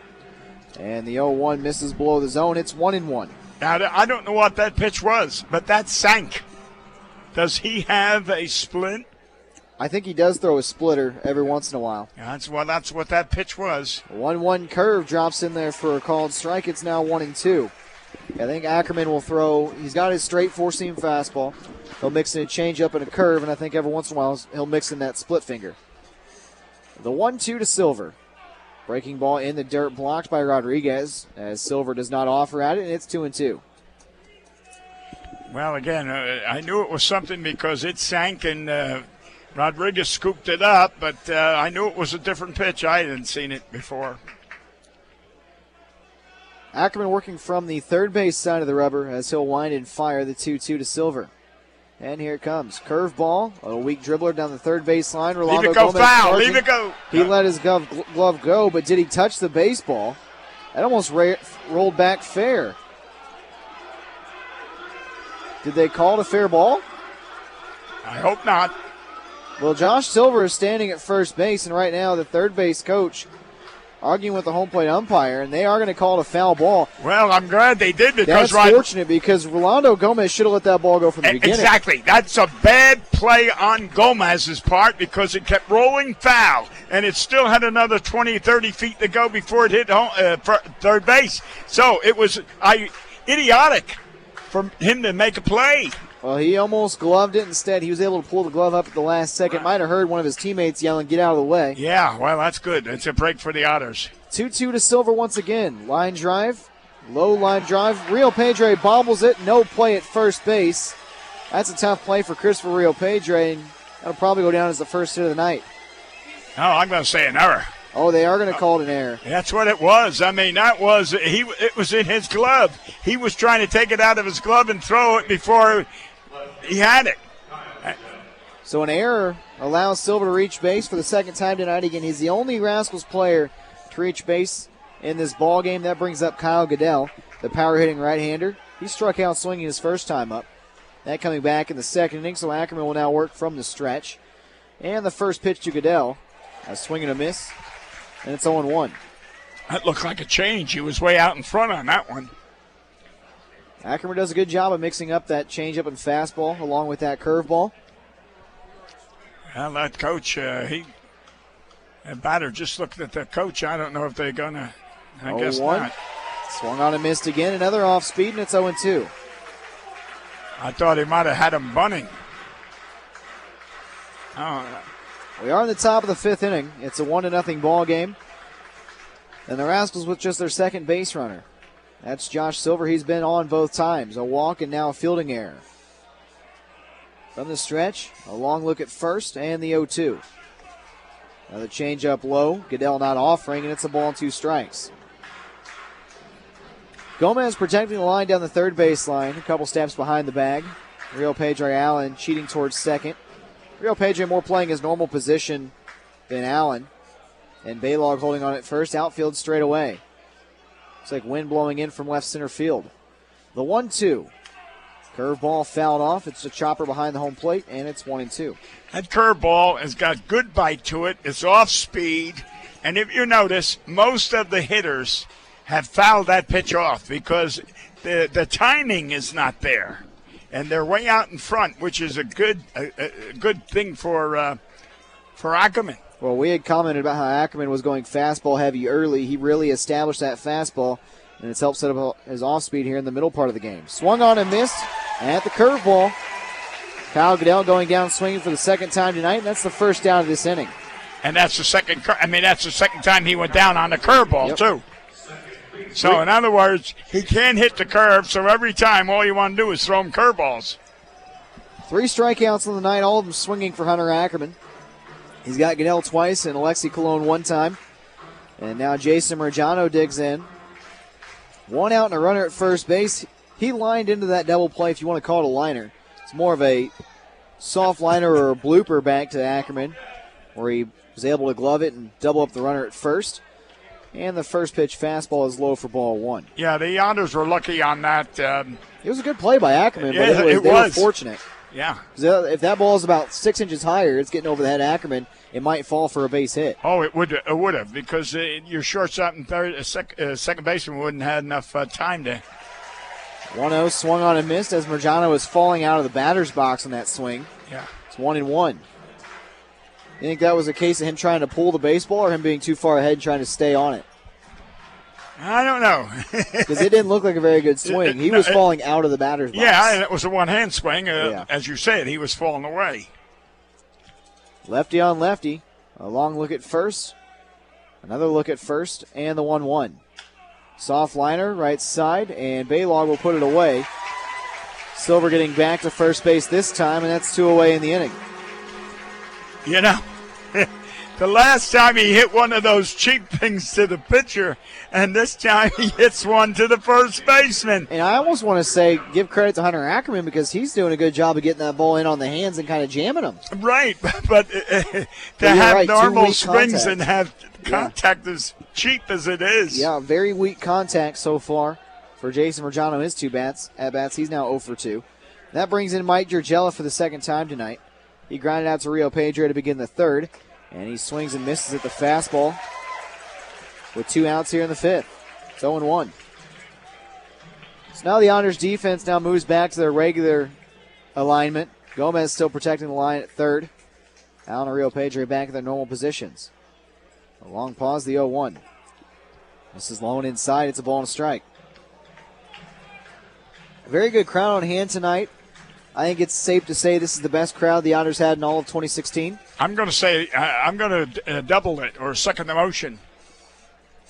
The 1-1 breaking ball misses below the zone. It's 2-1, and I say that because like the lower portion of the VIP section of the seating, it's all occupied. It's all occupied, and fans are sprinkled, not like very spaced, but they are sprinkled up and down the general admission area on both sides and behind home plate. The 2-1. Breaking ball in the dirt, and that gets away from Julio Rodriguez. That allows Silver to reach second base as that one kind of bounced over towards the third base foul territory area. And now the Rascals with their first runner in scoring position tonight with 2 outs in the inning. In fact, just to compliment what you said, the commissioner who was sitting in those seats with Pat Redman had to move because those seats were sold. Oh. So the commissioner and Pat had to move. Where Can't they just moved come to. and sit down wherever you want to. That's right. You don't sit where you want to. You need a ticket. Got to have a ticket. 3-1 count, 2 down, runner at second base to the former Otter, Mike Giorgella. Ground ball left side, taken by Gomez. Soft toss on the run to first base in plenty of time. And that ends the top of the 5th inning. So Hunter Ackerman allows a base runner on the fielding error by Rio Pedro. We're halfway home in Game 5 of the Frontier League Championship Series. It's Otters 1, Rascals 0 on 91.5 WUEV. Back here at Bosse Field, bottom of the 5th inning, halfway through Game 1, or Game 5, I should say. Game 1, where am I at right now? I guess I want more baseball, but Game 5 of the Frontier League Championship Series, and Bill, a bold strategy here for River City, and we'll see how it works out for them. They brought in Nick Kennedy last inning to get out of the jam, and now they're bringing on Tim Coons, who the Otters have struggled with all season long. In his 2 outings against the Otters, he has given up a combined 2 hits in 15 innings of work. He's got double-digit strikeouts. And in Game 2 right here at Bosse Field, he went all 9 innings, a 1-hit shutout. And they are bringing the starting pitcher out of the bullpen to try to do, I guess, a starting pitcher by committee kind of thing here in Game 5. I like the decision for River City, but we'll see how it plays out because starting pitchers aren't used to coming out of the bullpen. Yeah, well, I'm glad. It shows you this manager wants to win. Hey, all hands on deck. All hands on deck. There is no tomorrow. You got to play for tonight. That's right. So right now, it's a 1-0 game. With him out there, which you just illustrated how much he has been effective against the Otters. So if he could keep the score the way it is, it's giving River City a chance to overcome the 1-0 lead and be the winner. Yes. So Tim Coons out on the mound as he will wind and fire the first pitch to Julio Rodriguez. And it's a fastball up and in for ball 1. Coons throwing that sinker ball that was so effective against the Evansville Otters on September 14th. 9 innings, he allowed just that 1 hit. It was John Schultz who grounded one through the right side of the infield to break up the no-no in the 8th. Rodriguez clearly taking. It's now 1-1. I think he had 10 strikeouts. 10 strikeouts, 2 walks. Yeah. Well, one of those wasn't a walk. It was a hit by a pitch. It hit Josh Allen. Josh Allen, right. That broke up the perfect game in the 7th, and then he gave up the hit in the 8th. The 1-1 to Rodriguez. Swung on and missed at that nasty breaking ball. And it's 1-2. And, Bill, as a player, was there ever a pitcher that you had to face and you knew that you just struggled against them as an entire team? How did that affect your psyche? The 1-2 in the dirt. It's now 2-2 because that last swing by Rodriguez screamed, I'm uncomfortable at the plate because this guy's so good. Yes. Rodriguez didn't look good. And to answer your question, yes, there was a pitcher that was a left-hander, and he owned me. And one day, he came out in that mound, and I was just a strikeout. And I never struck out much. 2-2 to Rodriguez. It's bounce ball 3. I know I'm bragging when I say I didn't strike out much, but when that guy came out in the mound, he had my number. And this one night, Horace Gardner put a bunt down on the first base side, and he waited for that pitcher to come. Now, really, this is the truth. He waited for that pitcher to field it down the line. 3-2, ground ball left side, just out of the reach of Josh Silver. And after the Otters went 15 innings, only getting 2 hits, it takes one batter, and Julio Rodriguez gets a leadoff single to begin the 5th. Yeah. Well, anyway, to end the story, he waited until that pitcher fielded the ball, and then he just creamed him. He just put everything. Horace was like a 6'2", maybe 25 pounds of steel. Run over him like a rock. Run over him, and of course he went, and they took him to the hospital, and I was so happy. I said, boy, oh boy. Well, better him than you for doing that, but it also helped you because it got the pitcher out of the game. Right. Obviously, not hoping anybody runs over anybody, sends anybody to the hospital, but it's a good way to make it a bit of an extreme example, but one that works because, well, pitchers, they'll get into your head. Rodriguez after a leadoff single, that brings up Rolando Gomez, and he squares around to drop down a bunt, and it's a foul ball. Why? I'm sorry to interrupt you. I'm sorry. That man bothers me. The way he bunts, the way he kind of drags, yeah. You know he's going to bunt, and yet he waits until the last minute like he's going to drag bunt. Now, here, I'm going to give Rolando Gomez a little bit of defense here. I thought it sounded weird off the bat, and in fact, his bat broke. It cracked on that bunt attempt. I don't know how much that plays into it. But now the element of surprise, I guess you could say, is completely gone. But everybody knows it's a bunt situation, and all he has to do is square around. He's not going to fake out any third baseman or pitcher or anybody. Square around. So we'll see if the bunt attempt is still on. The 0-1 runner goes, throw down to second base. It bounces, gets into center field. Rodriguez heading for third. He's going to stand up. So a throwing error from the catcher, Josh Ludy. Forget the bunt attempt. That was enough to make something happen, and all of a sudden the Otters with a runner at third base. The Otters got a break, let's face it. Because Rodriguez was beat by a mile. Rodriguez was probably anticipating the bunt, yep. And therefore he should have been out. Put it that way. And here's the thing, though. I agree. If the throw is on target, he's probably out by a mile. Right. At the same time, he forced the issue, made Ludi make a play, and he couldn't make the play. Exactly, right. So the aggressiveness does pay off. Now River City drawing the infield in, and it's a 1-1 count to Rolando Gomez. He provided the first offense with a line drive to center field. Can he repeat that effort again? The 1-1 upstairs, and it's 2-1. And it's crazy to think. I went through all those stats, 15 innings, just 2 hits, no runs scored off Coons yet. Julio Rodriguez gets a leadoff base hit, now finds himself at third base after a stolen base and a throwing error. And if the Irish can get a second hit against them, they'll have a second run. Yeah. Crazy how baseball works. 2-1, swung on and missed, and that bat goes flying towards the dugout. Watch out Max Peterson as he jumps off the railing to protect himself. He's okay. It's a 2-2 count. Might want to get some more pine tar. That bat went flying. That's a scary sight. And all you need is a fly ball to bring in the run. Well, a fly ball deep enough to bring in the run. Because Rodriguez not with great speed. There was a play at River City where it was a fly ball into shallow right, but the right fielder was moving towards foul territory, so going against the grain, and Rodriguez still barely beat the throw out to home plate. That's not a huge knock on Rodriguez's speed, but it's a sign that he's not the fastest. Right. 2-2 count, nobody out. He travels with his luggage, you're saying. Yes, he does. The delivery. Foul tipped as Gomez stays alive. That breaking ball alone inside, and it remains at 2-2. Yeah, he got a piece of that breaking. That was a pretty good breaking pitch, too. Rolando Gomez drove in Chris Rio Pedre in the third inning. He's got a chance to drive in Julio Rodriguez here again in the fifth. It's a 2-2 count, nobody out. Infield drawn in, outfield still playing back. And the delivery from Coons. Swung on and missed, and a breaking ball low and in. That's one away in the inning. Well, let's chalk it up and say, well, that was a sacrifice bunt that he missed. So he got the runner there, so allow that he made a mistake. Okay. He still had a chance to come through and was unable to do so. Right. Striking out, although it was a very nasty pitch from Tim Coons. And that brings up the regular season MVP in Josh Allen. See if Allen can get something going here. He is 0 for 2 tonight. And hit him in the shoulder. Yeah. So I'll put runners on the corners for John Schultz. So one pitch and Allen finds a way on base. And now that'll also lead to another mound visit for River City.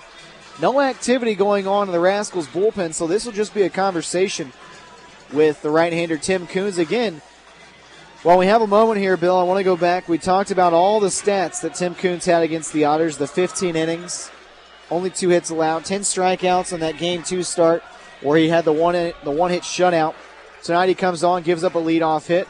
A throwing error allows a runner to reach third base. He does get the strikeout, but now he hits a batter.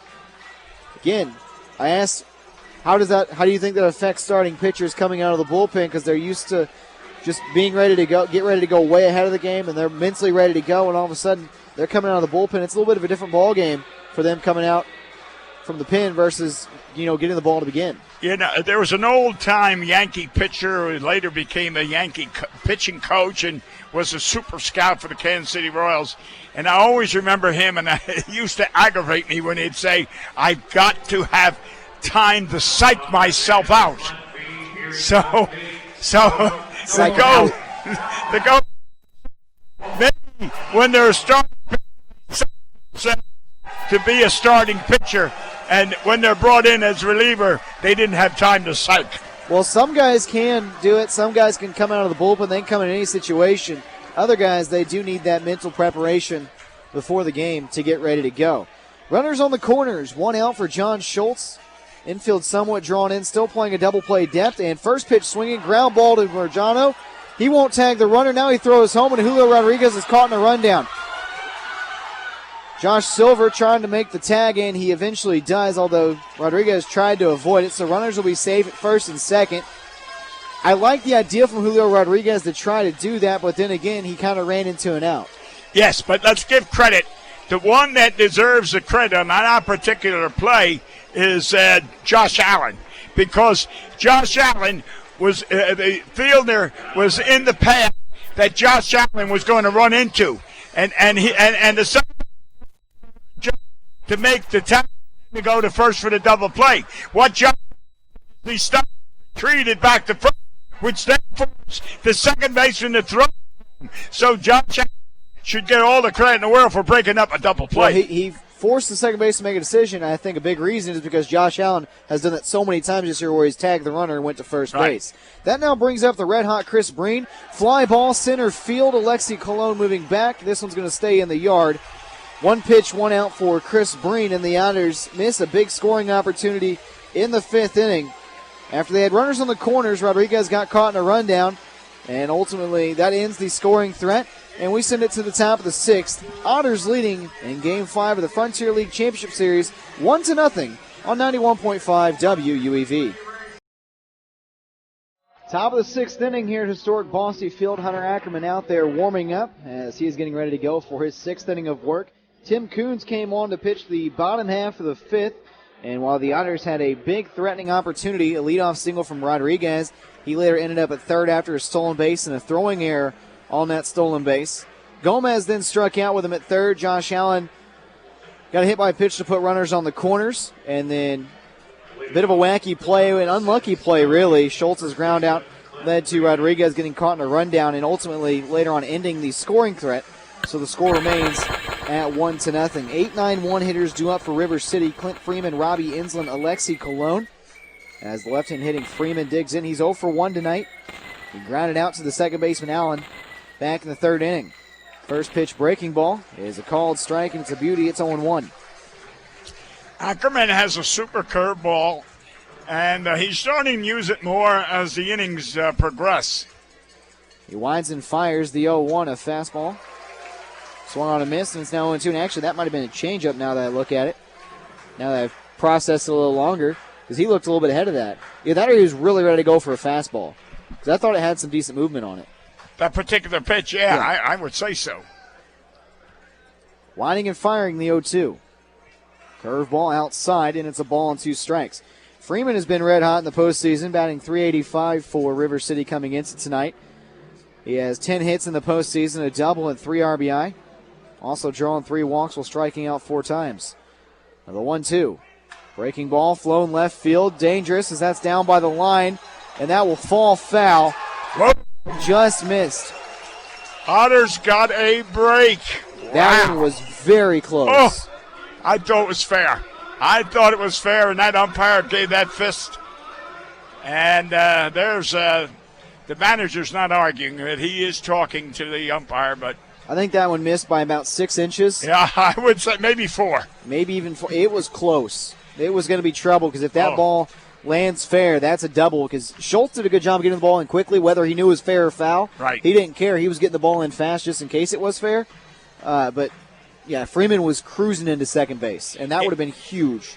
Well, in that case, Schultz and any other outfielder, you can't wait to see what the umpire is going to call. You've got to go after it and assume it's fair. And he did that, yes. Ball and 2 strikes. Ackerman winds and delivers. Swung on and missed at a high fastball. Ackerman picks up a strikeout to begin the 6th inning, and that's 1 away. And that is 4 strikeouts on the night, all of them swinging. I think that might have been the first one on the fastball. With the fastball. Yeah, it was. I know 2 of those came at least on curveballs. I think the other one might have come out on a changeup. Yeah, well, the 2 that were on the curveballs were... it was Goodell. Yes, that's who it was. That brings in Robbie Insland. He's really struggled in the postseason. And a first pitch curve just misses for ball 1. Well, the game that we lost 1-0, Freeman and Gigello were the ones that hurt us because they both got a double and a single. And the 1-0 hits Insland as that bounced off his foot. He'll take first base. And that's a base runner on for the Rascals here in the 6th, and then also sends us back to the top of the order for Alexi Colon. Now, Colon, a very dangerous hitter at the plate. He's 0 for 2 tonight. A pop out on the infield and a strikeout swinging. But Colon during the regular season, 17 home runs. And I do believe that led the team for River City. Great power from the leadoff spot.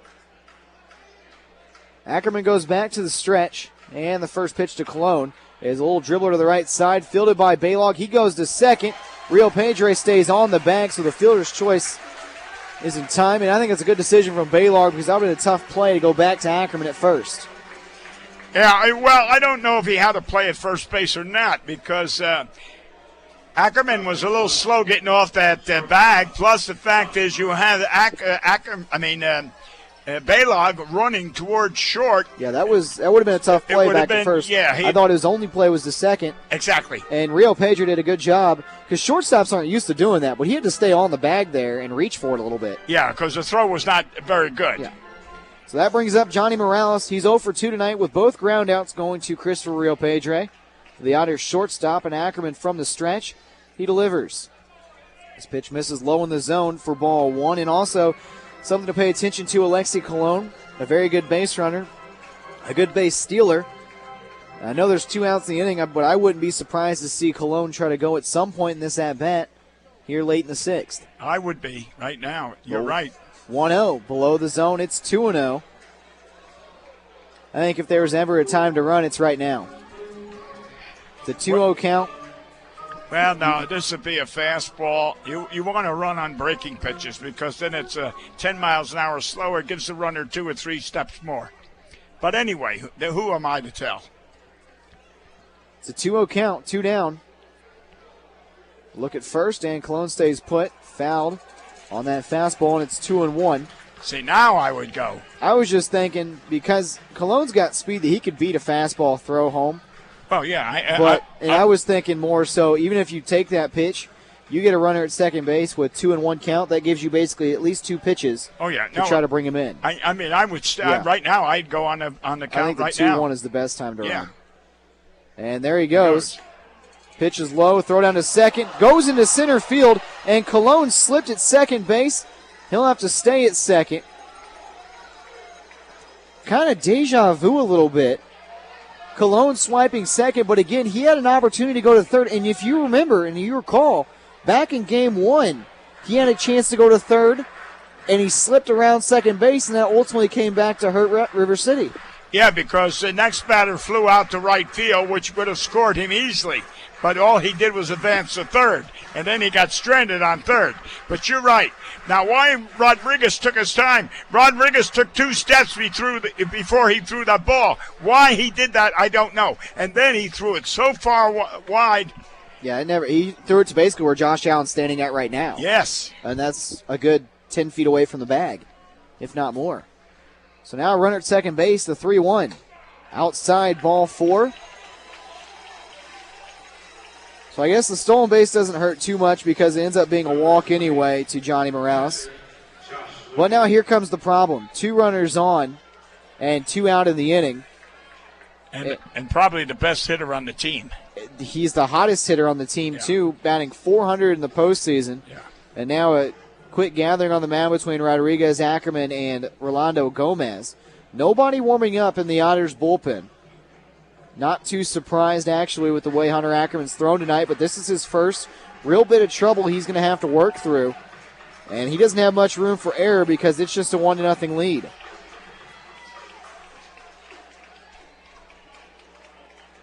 So Josh Ludy digs in. He's 0 for 2 tonight, a fly ball to center field and a ground out to the third baseman. Runners at first and second, 2 away. Tying run out at second base. First pitch to Ludy, a called strike, and it's 0-1. I want you to notice where Sweeney is playing. He is towards right field. Yes, he's playing way over to right field, and so is Schultz. That gap in left center is massive. They're expecting him to hit to the opposite field, and they're allowing. 0-1, a curveball fouled off, and it's now 0-2. I'll tell you what, if he hits one down the third base line or close to that line, not only will the runner on second score, but the runner on first will as well, because it's going to take Schultz just as much to run 2 bases, which means the runner goes from first to third before Schultz gets the ball, and then it's a throw home. It's an 0-2 count. 2 away, a big pitch coming up in this game.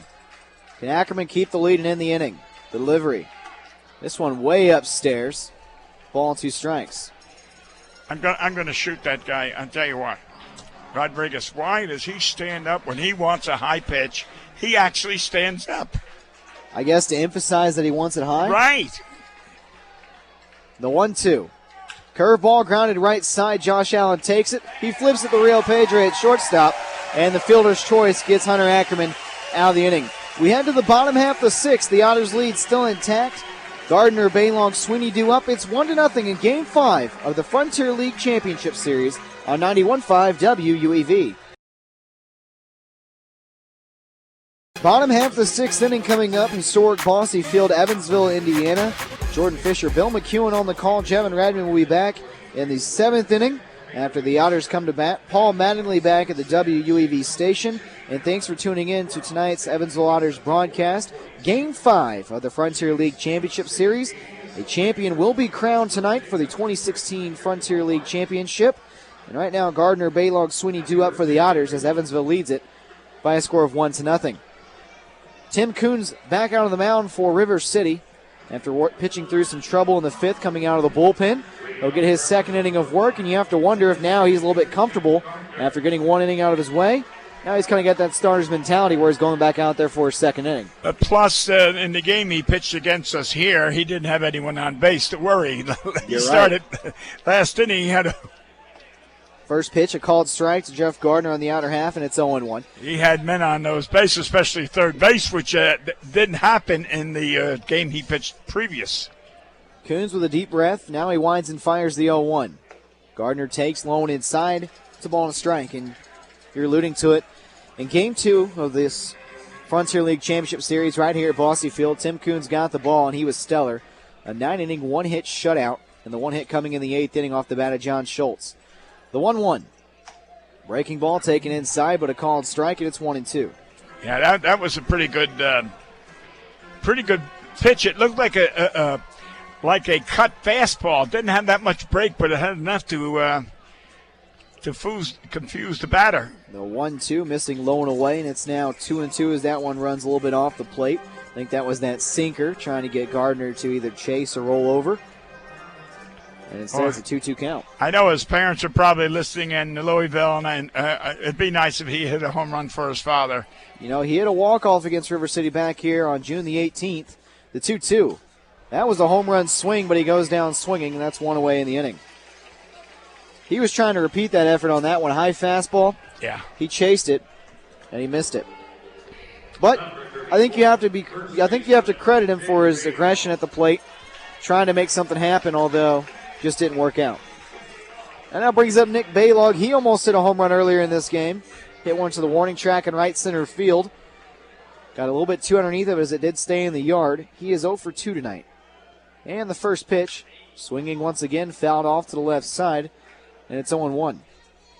And I repeat myself, or maybe it was Jevin that was on, but I said he always swings at the first pitch, or most of the time, and he always fouls it off. Yep. And he just did it again. The 0-1 bounced cricket style in front of home plate, and it's 1-1. So either he's a late swinger or he's fooled and swings at the last minute. I don't know. Wonder if it's one of those he's going up there with the predetermined idea to swing, but also trying to recognize the pitch at the same time. 1-1 rolled over, foul to the right side, and it's 1-2. I wonder if that's what it is. Well, let's hope it's one or the other. But the point is, he's hitting the ball a little solid now compared to, say a couple of weeks ago, he was hitting nothing but soft grounders or pop flies to the infield. He didn't sting the ball at all. Coons looking in for his sign, and now time is called. And if you recall, Nick Baylog started the season with a 19-game hitting streak. It was 20 games going back to last year at the time. Pretty sure that stood as the longest hitting streak in the Frontier League. The 1-2 swung on and missed at the curve. That's 2 strikeouts here in the 6th for Tim Coons. Yeah, and he was batting around 400 most of the season as well. I still believe that 19-game hitting streak, I think that ended up being the longest by a few games. There were a couple players that hit double figures and got above 15, but I do believe that was the longest hitting streak of the entire regular season. That now brings up Chris Sweeney. Sweeney has been swinging the bat better of late. 1 for 2 tonight with a single and a fly out. And first pitch is low and away for ball 1. Sweeney actually had a really good road trip. Picked up quite a few hits, jumping his average up to 250 after he was kind of down in the dumps. Picked up 5 hits coming into tonight's game, the 1-0. This one misses below the zone. It's 2-0 because he only had 2 hits going into that series. Got 3 and 2 hits in those 2 games. Yeah, I know. And a couple of RBI hits as well. He's got 3 RBIs in the season, or the postseason. 2-0, grounded left side, fielded by Morales in the hole. Throw on the run. It's scooped by the first baseman, Freeman, and that was in time to beat Chris Sweeney to first base. Coons works a perfect 6th inning. We head to the top of the 7th. Jevin Redman will have the call when we come back. 4, 5, 6 hitters due up for River City. Evansville leads 1-0 in Game 5 of the Frontier League Championship Series on 91.5 WUEV. Well, can't ask for much more than a 1-run ball game in the championship contest of the Frontier League Championship Series. It's 1-0 Evansville, top of the 7th. I'm Jevin Redman with Bill McKeon, and 4, 5, and 6 due up for the Rascals. They're still in search of their first base hit here against Hunter Ackerman tonight. Doesn't this remind you of the first series we had here where the Otters won the first game 2-1, and then they lost the second game 1-0? I mean, 2 brilliant pitched games, and here we are in the final, and we got the similar situation here for the final. Josh Silver, the third baseman, lead things off here in the 7th, and he takes the first pitch curveball low and inside. Silver, Goodell, Mergiano, 4, 5, and 6. Silver walked in the 2nd and reached on an error from the shortstop Rio Pedre in the 5th. The 1-0, low and inside a fastball, 2-0. Ackerman worked out of trouble on the 6th with 2 on, 2 out. Got Josh Luty, the dangerous catcher, to ground out to 2nd, ending that threat. The 2-0 pitch, fastball outside, 3-0 on Josh Silver, leading off the 7th. Yeah, he's been on twice, and I'm quite sure if he gets on, they've got to bunt him because you're in the 7th inning. Here's the 3-0 pitch. Ackerman tosses home a strike, thigh high, right down central, 3-1. And if I'm Silver, I might take another strike here. Make Ackerman find his command here in the 7th. The 3-1, foul ball right side. That was a strike, so it counts full, 3-2. Yeah, I would have, if I was batting, I would have assumed it was going to be a fastball, and I would have been jumping all over it just like he did. Payoff pitch to Silver. Ground ball foul past the third base line. One of the game's biggest plays was really leading off the 6th, in my opinion, after the Otters stranded 2 on in the 5th. The leadoff man in Freeman hit a line shot into left field corner, and it was just foul by about a foot. Oh. And you're looking at a man at 2nd, nobody out. Here's a 3-2 pitch to Silver. Foul ball back to the screen. Jordan and I were disagreeing. I said it was 6 inches, and I said no, it was by inches, and he said 6 inches, and I said no, 4 inches. Over there, I said 5. Oh. All right. You're a negotiator. Here comes pitch number 8 of the bat to Silver. Fly ball, left center field. On comes Sweeney. He'll get to that easily. He makes the catch. 1 out here in the 7th. And Ackerman climbs the ladder after falling behind Silver. 3-0. He gets him to fly out. 1 away. And now the batter is Kyle Goodell, the left fielder. And this guy struck out twice on the curveball. He has looked bad both times up against Ackerman. Yep. Goodell came into tonight batting .267 in the postseason. First pitch to him. Fastball outside, 1-0. Rodriguez, he overemphasizes he wants an outside pitch, and that's when he gets it, way outside. He wants an inside pitch, he overemphasizes. 1-0, a strike on the corner, 1-1. Good fastball from Ackerman. And when he wants a high pitch, he stands up instead of just putting the glove where you want it. Ackerman's thrown 83 pitches tonight and the 1-1. Low for a ball, 2-1. No activity in the Otters bullpen. This is Hunter Ackerman's game right now. River City still in search of their first base hit of the night, the 2-1. Swing and a miss, 2-2. Mergiano, the second baseman, on deck. 1-0 Evansville here in the 7th. Rodriguez wants it inside. The 2-2 is low and outside. The count's full, 3-2. See, that's when I would have given the curveball. That would have been the curveball because he hasn't hit it all night. Do you throw it here on 3-2? I would, yes. I'd go with the curveball. He's been weak on the curveball. Base is empty, 1 out. Ackerman walks about 10 feet behind the mound, tucks in his uniform, takes a deep breath. Now he's back on the mound. He's ready. He rocks and he fires on 3-2. Line drive in the gap, right center field over his Breen. It is over his head and all the way to the wall. Goodell will have 2. He's thinking 3. Goodell will have 3 on a 1-out triple into the right center field gap over Chris Breen's lunging attempt, and the tying run is 90 feet away here in the 7th. That's the first base hit for River City tonight. Yep. And he didn't use the curveball, which he didn't hit his first 2 times up. Fastball about belt high and didn't try to do too much with it. Just lined a single into right center field. And the Rascal fans, they make some noise for the first time tonight down the third base line. Yeah, and I didn't want to say nothing, but looking up at the scoreboard, he had a no-hitter going into this this inning. I said it without saying he has a no-hitter. Yeah. So the Rascals pick up their first hit, and that will draw a visit to the mound from the pitching coach and Max Peterson. The Otters bullpen starts to stir. Once again, Ackerman, he has thrown 87 pitches, but in a Game 5, decisive Game 5, you don't worry about the pitch count. Now it's matchups the rest of the way as a lefty. Ken Frost starts to loosen. The batter will be Jason Mergiano, and both times up he has hit 2 weak balls, one for a double play back to the pitcher, and the other one was a pop out to first. Yeah, he swung hard, and it just was like you were playing pepper. Yeah. They just about floated in the air. Now, this is the time you wish that one of those times was up now instead of possibly him ricocheting off an infielder or something. Are the infielders going to play in? Yes, they are.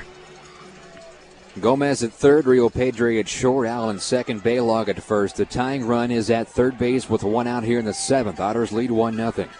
Mergiano came into tonight, hitting 172 in the postseason. Has 2 home runs, 8 RBIs. Outfield, medium depth straight away. Didn't they pull the squeeze play in the first game? Here's the pitch. Swing and a miss. Wow. The count's 0-1. He had a home run cut, did Mergiano. I tell you, that was inside, and he you're right. He let it loose. He nearly left his feet on that swing.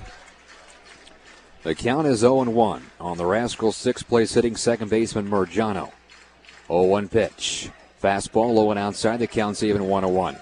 You know, some people argue a 1-0 game is not exciting, but I think it's the most exciting baseball game. And I'm going to make a comment. I think Baylog should back up a little. He's too close. If this guy's swinging away, he's about 40 feet toward home.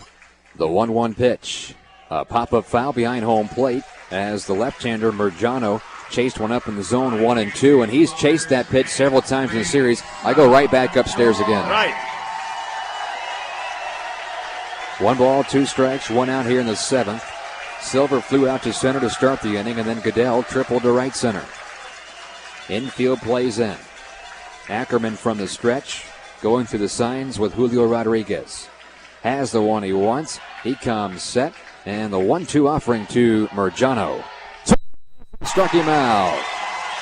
Well, in the outer half the plate, looked like maybe a changeup from Ackerman. It was off speed. 2 outs, and here comes Georgella. Yeah, that was and I tell you what, Mike has been a thorn in the Otters' side all year, and especially in the playoffs. He has hit the ball. He may have not got as many hits, but he hits that ball solidly.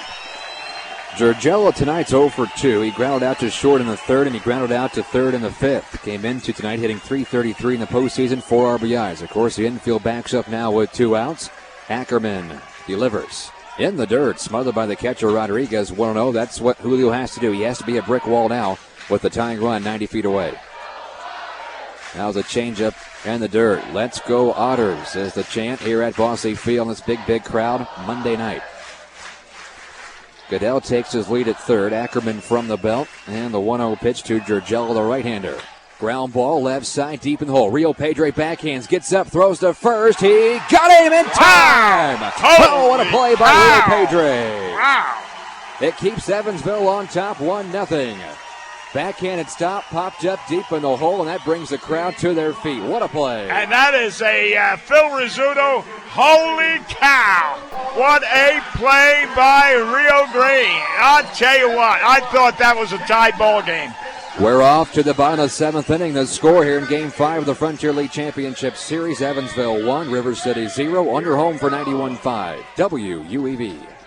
Seventh inning stretch time. Get up and move wherever you are, unless you're driving the car.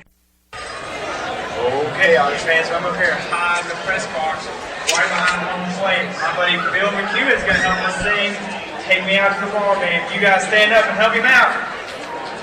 Is everybody ready? Nice. A 1, a 2, a 3. Take me out to the ball game. Take me out to the crowd. Buy me some peanuts and Cracker Jacks. I don't care if I ever get back, for it's root for the home team. If they don't win, it's a shame. For it's 1, 2, 3 strikes, you're out at the old ball game. All right, everybody give Bill McKeon a big hand for helping us out tonight. Boy, oh boy, what a play by shortstop Christopher Rio Pedre. Deep in the hole, backhanded stop to throw out your Jevin, and the Rascals strand a man at third. As we go to the bottom of the seventh inning, Evansville leading 1-0. I'm Jevin Redman with Bill McKeon. Also Jordan Fisher alongside with us tonight, and Paul Mattingly back in the studio. And the man that made that spectacular play in the seventh leads off the bottom of the seventh, Christopher Rio Pedre. That always happens. You make an outstanding play in defense, and before you know it, when the inning comes offensively, you're batting. I don't know how it is, but that's the way baseball is. And he did make one heck of a play. And I'll tell you what, if we had TV, that'd be on ESPN. Rio Pedre tonight at the plate has walked and scored. He's also grounded out. The pitch. He rips one down the left field line over as Goodell. He makes the catch near the line. Goodell can cover some ground out there in left. That was a fine running catch, one away. Yeah, I thought it was going to hang and it'd be a single, not a double, but he does. He does cover a lot of ground out there, I'll say that. Now the batter is Julio Rodriguez, and Rodriguez has swung a nice stick tonight. 2 singles, one up the middle in the third, and he also singled in the hole leading off the fourth. 9th place hitting catcher. 1-0 Evansville here in the seventh. The winner of tonight's ball game, they get crowned the champions. The pitch, low and outside, ball 1. For Evansville, they are in search of their first championship since 2006. Well, you know, the deputy commissioner, Steve Thrasher, said, let's win this for Marvin. And that is a good motto. The 1-0 pitch, a strike knee-high inside corner to Rodriguez. 1 ball, 1 strike. Gomez on deck. Top the order, waiting to bat for the 4th time. Tim Coons pitches, low and outside, 2-1. The 1 run was scored off of the starter, and Zeb Sneed, who went 3 2/3, 3 hits, a run. Walked 2 and struck out a batter. Then Kennedy went a third, and it's been Tim Coons ever since. Nobody on, 1 away. The 2-1 pitch to Rodriguez. Off speed, Steerack 2. Didn't like the call, but looked like it was right down central. Well, when you look at it, here we are in the 7th inning, and the River City's got 1 hit, and the Otters have 4. It's been a pitcher's duel all night. Rodriguez watches a changeup, low and outside, and the count is full, 3-2. The right-hander loosening the Evansville bullpen right now is number 7, Trevor Walsh. Ken Frosch was up in the top half of the inning. Payoff pitch from Tim Coons. Headed home. Ground ball hit right to the shortstop, Morales. He has all kinds of time and throws out Julio by 5 steps. 2 up, 2 down for Coons here in the 7th. I'm a little bit surprised that Walsh is up in the bullpen. Really, for the majority of the playoffs and the majority of the season, it's been Ken Frosch's inning. Yeah, and he's been doing a yeoman job.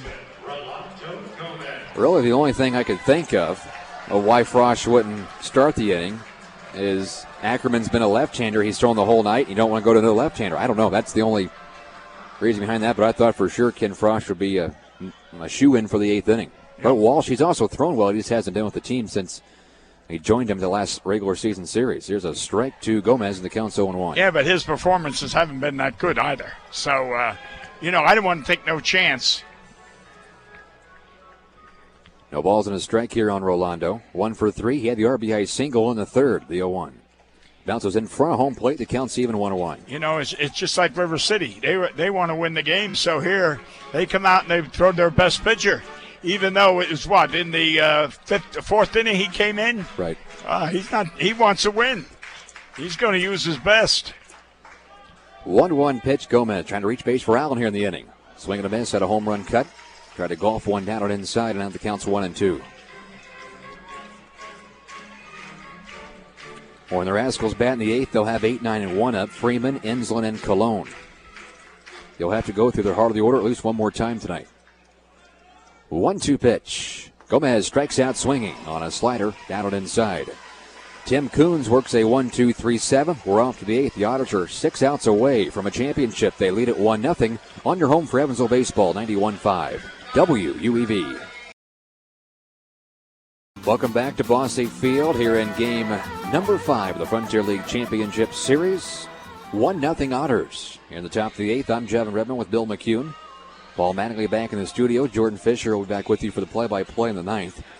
Ackerman gave up a one-out triple in the seventh to Kyle Goodell, but then got a strikeout of Mergiano, and Dragella grounded out on a fantastic play from Rio Pedre deep in the hole, saving the lead. So it'll be Freeman, Ensland, Cologne here in the eighth, 8, 9, and 1. I'll tell you what, this is one of the better ball games you ever want to see or listen to, because this is an outstanding pitching performance on both teams. There's not much production with the bats, but boy, there is good pitching. First pitch to Freeman is up in the zone, ball 1. Clint Freeman, their first baseman, grounded out to second in the third, and he struck out swinging in the sixth. He's 0 for 2. And the 1-0 pitch from Ackerman. Fastball, a drive in the gap, right center field. Sweeney racing back. He's at the track. He's at the wall, and he... Sweeney in right center field makes the grab for out number 1. He robs Freeman of probably, for sure a double, possibly a triple. One away here in the eighth. Holy cow, and also slamming up against the wall. You ain't kidding. I tell you, Sweeney got, and I ballpark. I didn't know how he was in the ballpark because he just glided. And then at the last minute, he couldn't go any further. And then he hit that, but he come up with the ball in his glove. What a catch. So that is a big out number 1 here in the inning, and River City is going to bring on a pinch hitter for their 9th place hitting.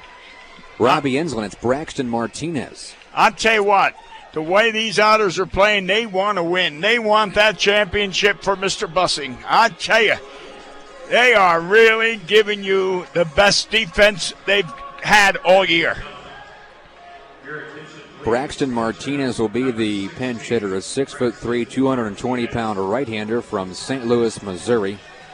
He came off the bench in Game 3 when really the ball game was over and had a home run. Yeah, this is the guy who pitched it and got the home run. Yes, the pitch. He takes it high for a ball, 1-0. And that woman that's got that old otter on a stand is going around the stands again. I'll tell you what, she is a fan. The 1-0, fly ball, slicing down the right field line. Chris Breen gives it a chase, and he overruns the baseball in the corner.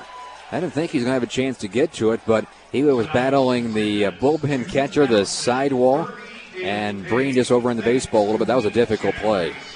Well, I'll tell you what, I might have not been satisfied with Breen's play at right field all year long, but he ran as hard as he could, and he nearly ran right through that fence. Real quick, just the announced attendance here for Game 5, 2,038. So just over 2,000. Here's the 1-1. Outside ball 2 to the pinch hitter, Braxton Martinez. I thought there would be about 3,900 here, but only 2,000. I'll tell you, it looks like more than that, but boy, it is the best cheering crowd we've had all year. It's a loud crowd. Here's the 2-1 to Braxton Martinez. He takes it high for a ball, 3-1. On deck is Alexi Cologne. Now you have double barrel action in the Otters bullpen. It was Frosch, and now Walsh is back up, the right-hander. 3-1 on Braxton Martinez. Ground ball hit to the shortstop, Rio Pedre. He stays down, and he throws out. Braxton Martinez, 2 away here in the 8th. Back to the top of the order in Lexi Colon. Colon, a powerful left-handed batter, but he's been held in check here in this series and really the postseason. Oh, no. Colon, who has a .229 postseason average, no home runs, no RBIs, is 0 for 3 tonight. Max Peterson is going to go to the bullpen. No. And it looks like they are going to call on the left-hander, Ken Frosch. Listen to this crowd here at Bosse Field for Hunter Ackerman. He goes 7 2/3, no runs, 1 hit, and he tips his cap to the Otters crowd. A standing ovation for Hunter Ackerman. I'll tell you, he deserves it. What a pitching performance. What him out? I have no idea. The man's only given up 1 hit. He hasn't, what has he walked? He hasn't walked anybody. Well, Ackerman's walked 2 and struck out 5. But where's 2? Let's see. Where's he walked to? Okay, yeah, you're right. Silver, he walked. All right. So he gave up 2 walks. They go with Ken Frosch. We got to take a quick break. 1-0 Evansville here in the 8th. 2 outs on 91.5 WUEV. Welcome back here to Bosse Field. Ken Frosch is a new pitcher. Hunter Ackerman's night's over. 7 2/3 innings, 1 hit, 2 walks, 5 strikeouts. Ball 1 to Colon, now ball 2 on the outer half of the plate. Colon tonight is 0 for 3. He's hitting. Otters on top 1-0. Top of the 8th inning, 2 outs and the 2-0 pitch. Outside ball 3 with Johnny Morales on deck. Colon, as I mentioned, had 17 regular season home runs, but does not have a home run here in the postseason or an RBI.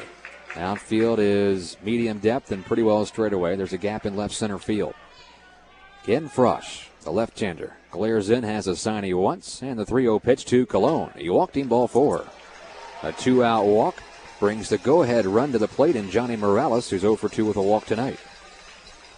And here comes Max Peterson again. They're going to go to the bullpen. It looks like it'll be a Trevor Walsh, the right-hander, that they'll bring in. Made a big mistake by taking Ackerman out. So they go to the bullpen. We'll have a pitching change once again here at Bosse Field. A man at first, 2 outs in the 8th inning. Otters on top 1-0. On your home for Evansville Baseball, 91.5 WUEV. Third pitch of the inning for Evansville. Right now leading 1-0 here in the 8th. There's a man at first, 2 outs. Ken Frosch relieved Hunter Ackerman, who went 7 2/3, gave up a hit, walked 2 and struck out 5. Frosch walked Colon. So the go-ahead run is at the plate in Johnny Morales, and he'll face the right-hander, number 7, Trevor Walsh. Walsh, the 5'11", 193-pound right-hander from Oklahoma. Let's hope that Trevor can get these out, and because all he needs 1 out, in this inning. 1 more out, and that would set up Randy McCurry, the closer for the 9th. Well, you're starting to get back into dangerous territory. The number 2 hitter for River City, the shortstop Morales. 2 ground outs and a walk. Colon, the tying run at first base, as the right-hander Trevor Walsh comes set and pitches. Outside ball 1, a slider. Walsh was with the team early in the season. Then he went back home and rejoined the team the last series of the regular season at Gateway. Outfield plays a little bit deeper here. No doubles defense. And the 1-0 pitch. A foul ball. Hit off toward the right side of the Otters dugout, and the count's even 1-1. So he's thrown 2 pitches, and both have been sliders. And the third base coach is over there. The manager, I don't know, he's given a sign like hold up. That might be a diversionary measure. That's a steal. I don't know. Look at what's his name digging in. Here's the 1-1 pitch to Morales. Foul ball back to the screen. He had a good rip, and the count is 1-2 right now. The starter, Hunter Ackerman, up on the top step of the dugout. He's nervous right now, trying to cheer on his teammate and Trevor Walsh. And once again, here comes the Otters crowd as they're 1 strike away from getting out of the 8th. The catcher, Josh Ludy, who is hitting just under 400 in the postseason, is on deck. You want him to lead off the 9th, not bat with runners on here in the 8th. 1 ball, 2 strikes, and 2 outs. Colon at first. The pitch to Morales. They set up inside, and it's low and outside. A pick by Rodriguez, and the count's even 2-2.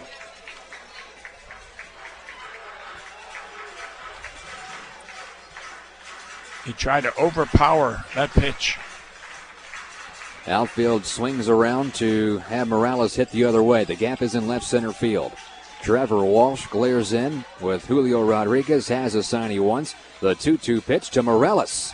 Outside, the count's full 3-2, and now the runner at first, Colon, will be off with this pitch. So anything down the line or in the gap, we'll have a tie ball game because Colon has excellent speed. Flag in center starts to blow left center to right center. The Otters crowd comes back to life, some of them to their feet. Baylog backs up behind Colon at first so he can get off as far as he wants. Walsh trying to get out number 3 here in the 8th and keep it a 1-run Otters lead. The 3-2 pitch to Morales. Headed home. He walked him ball 4 and a slider outside. So Frost walks Colon, and now Walsh walks Morales. And there's 2 on and 2 out. And here comes the Rascals' best hitter and their catcher, Josh Ludy. I know he was in this similar situation the last time, and we were lucky to get that ground ball out of him. And I hope we can get another ground ball. Why they took Ackerman out, I will never know. This crowd quiets a bit as they are nervous. 2 on, 2 out. Josh Ludy, the batter. Here's the pitch from Trevor Walsh. It's headed home. A check swing. It's a strike anyways. Right down central, 0-1.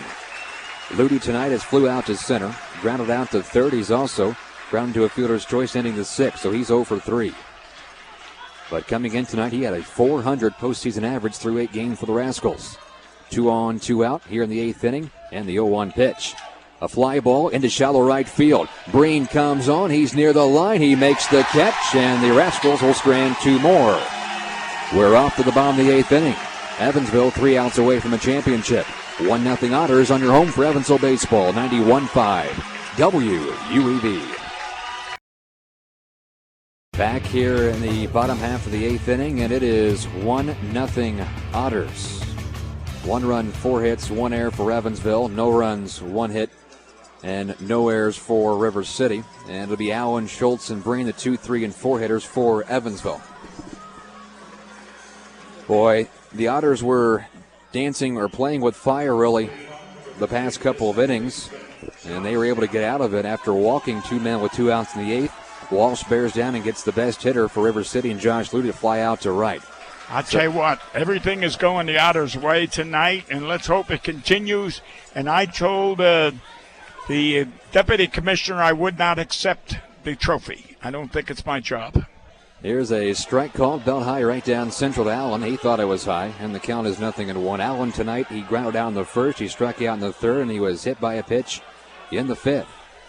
Allen, Schultz, and Breen, the pitch. Off speed, low and outside, 1-1 is the count. Are you going to accept it? Well, I would think, my guess is the team would, wouldn't they? Well, yeah. I wish Mr. Bussing was here to accept it. The 1-1 is swing and a miss. Allen chased one low and away. 1-2. Otters got the run all the way back in the 3rd. An RBI single from Rolando Gomez with 1 out. That play to Christopher Rio Pedre, who got on base with a walk. And the 1-2. Breaking ball low and outside. The count's even 2-2. They got someone warming up in that bullpen already. Yeah, Tim Coons, he has been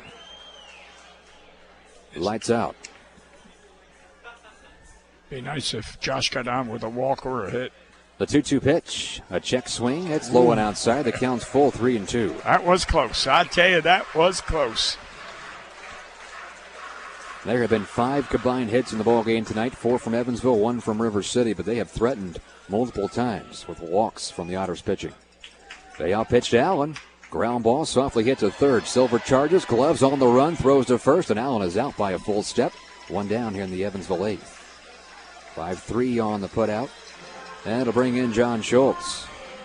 I thought with, oh no, that's right. Freeman's gone out in the right field. I thought with the new first baseman, they may have maybe not been as good in scooping up that ball.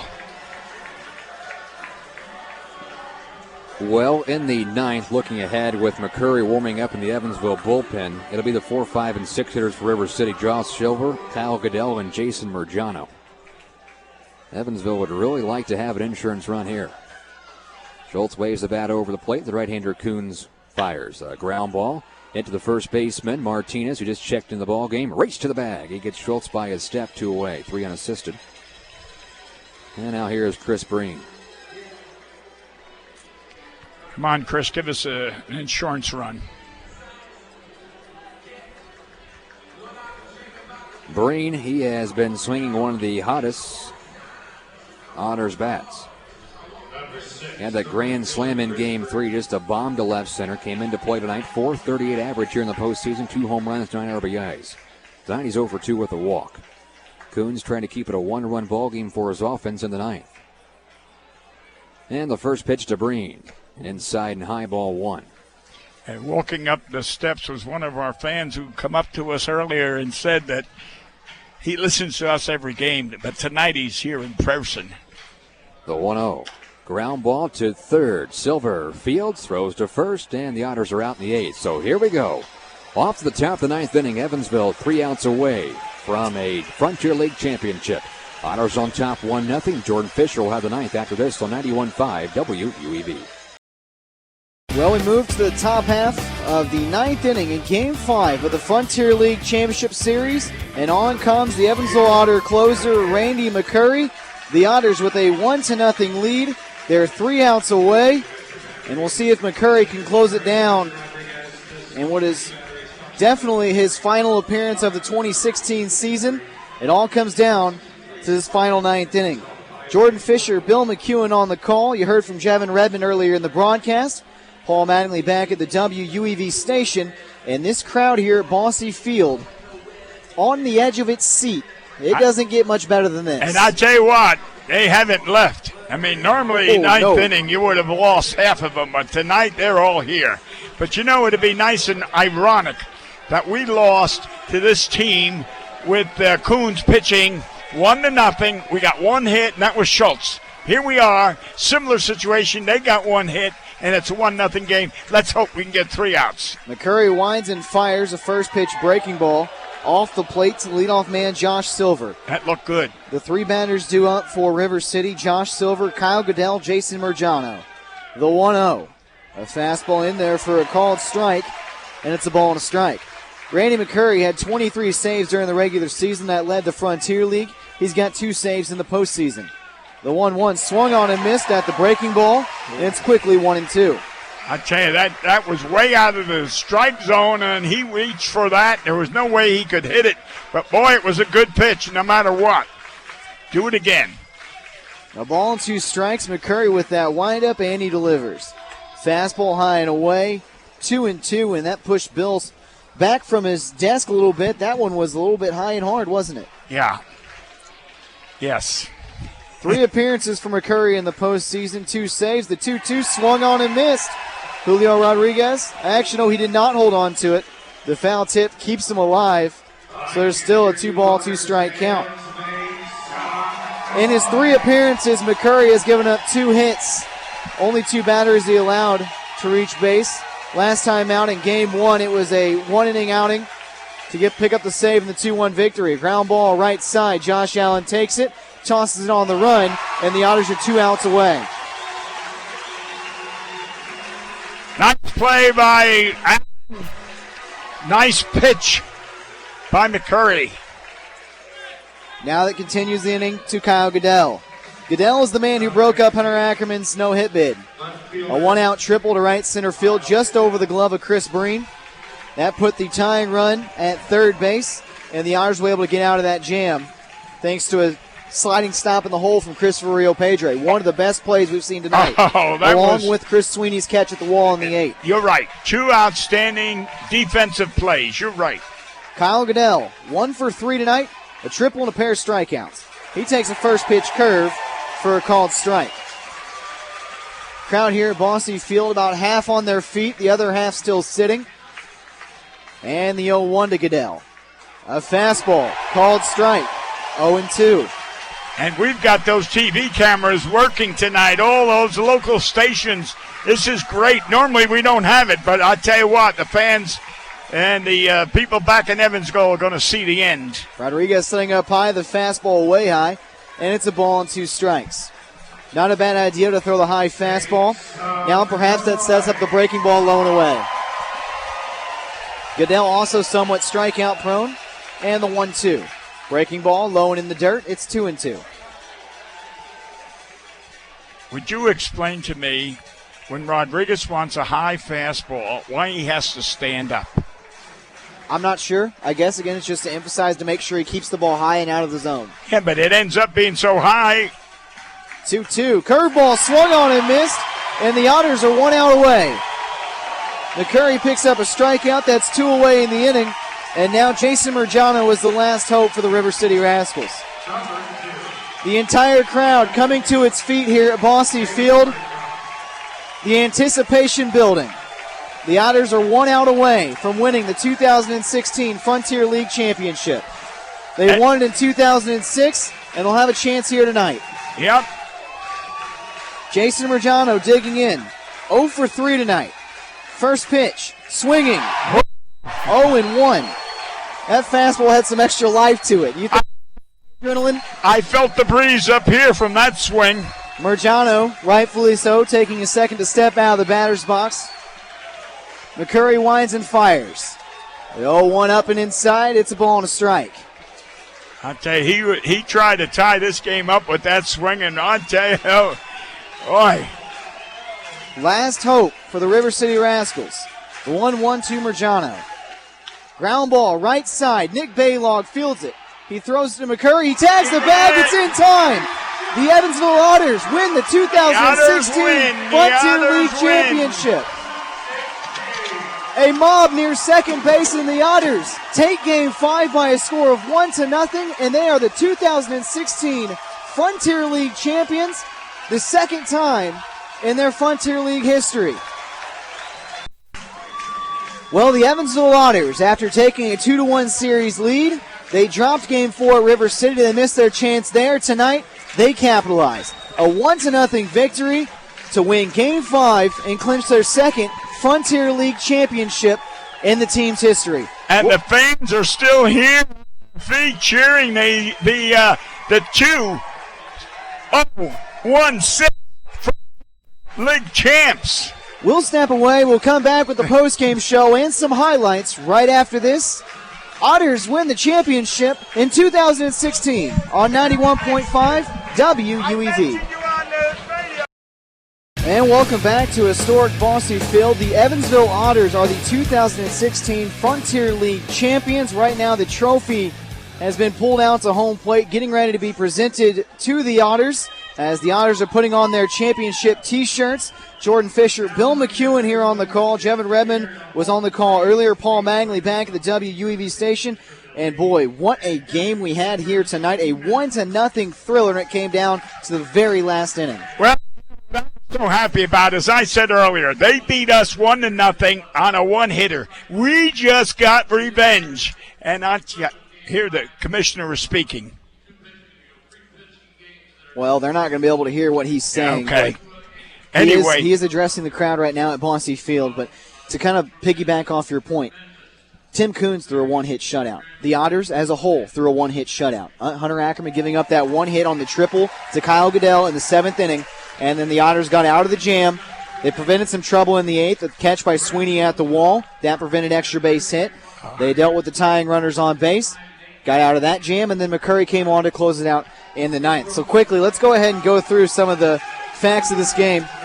So the winner is going to be Hunter Ackerman. He was stellar, 7 2/3, a hit, did not allow a run, 5 Ks, 2 walks. He only allowed 4 base runners all evening long. Frosch came on, walked the only batter he faced. Trevor Walsh got 1 out after he walked a batter, and then Randy McCurry came on and pitched the final 9th inning as he picked up the save, his 3rd of the postseason. As for River City, the loser is going to end up being Zeb Sneed. After he went 3 2/3, he gave up the only run of the ball game, and we'll hear from that momentarily. Let's go ahead and go through some of these highlights. And first, we talked about the defense, and it started early. In the 2nd inning, after allowing a leadoff walk, Hunter Ackerman got a very big double play to end the top of the half. The 0-1 soft liner, right back to Ackerman. He gloves it, and he will just toss it to Nick Baylong, double up the runner at first base. A double play ends the top of the 2nd inning. Hunter Ackerman working 3 up, 3 down once again. We head to the bottom half where the Otters will come up to bat For the second time tonight, 4, 5, 6 hitters due up in Game 5 of the Frontier League Championship Series on 91.5 WUEV. And then we move ahead to the bottom of the third inning after Ackerman worked another scoreless inning. Rolando Gomez stepped up, and he had a runner in scoring position and provided the only offense necessary for the Otters on this night.